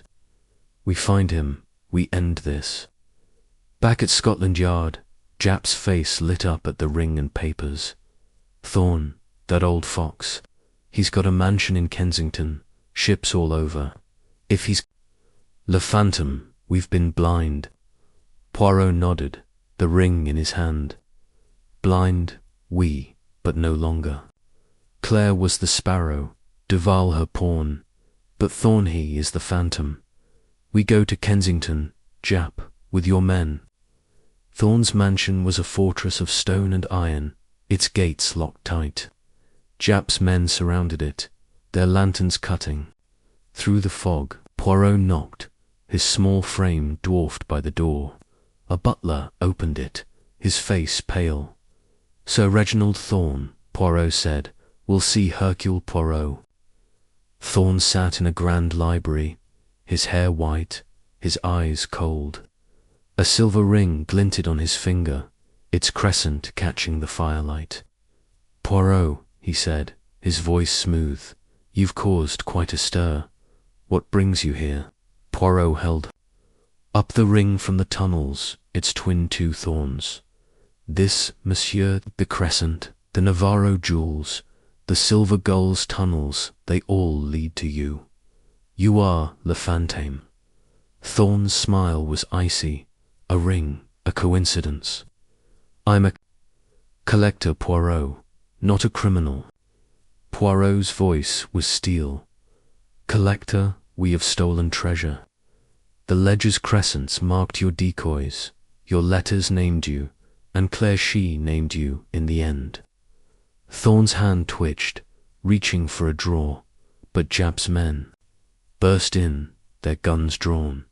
Hands up, Thorn, Japp shouted. Thorn stood, his face a mask of rage. You'll never prove it, he snarled. My lawyers, your lawyers, Poirot cut in, cannot hide the truth. The Navarro collection is recovered. Your men are in cells, and your sparrow sings. You are finished, La Phantom. Thorn lunged, but Japp tackled him, cuffs snapping. Shut. The room filled with police, searching for evidence. A hidden safe revealed more jewels, papers, and a ledger matching Poirot's. Back at Whitehaven Mansions, the fire crackled as Poirot sat, the amethyst in his hand. Hastings sipped brandy. His face relaxed for the first time in weeks. Japp stood, grinning. Blimey, Poirot, Japp said, you did it. Thorn's locked up, Claire's talking, and Duval's cleared mostly. The Navarro jewels are back with the museum. How'd you know? Poirot's mustache curled. The little grey cells, Japp. They see order where others see chaos. Thorn hid behind wealth, but his greed betrayed him. The crescent was his vanity. Hastings raised his glass. To Poirot, the sharpest mind in London. Poirot smiled, his eyes twinkling. To truth, Hastings, and to Le Phantom who met his match. As the fog lifted outside, London sparkled anew. The case was closed, the Phantom unmasked, and Hercule Poirot's legend grew, a beacon in the city's shadows.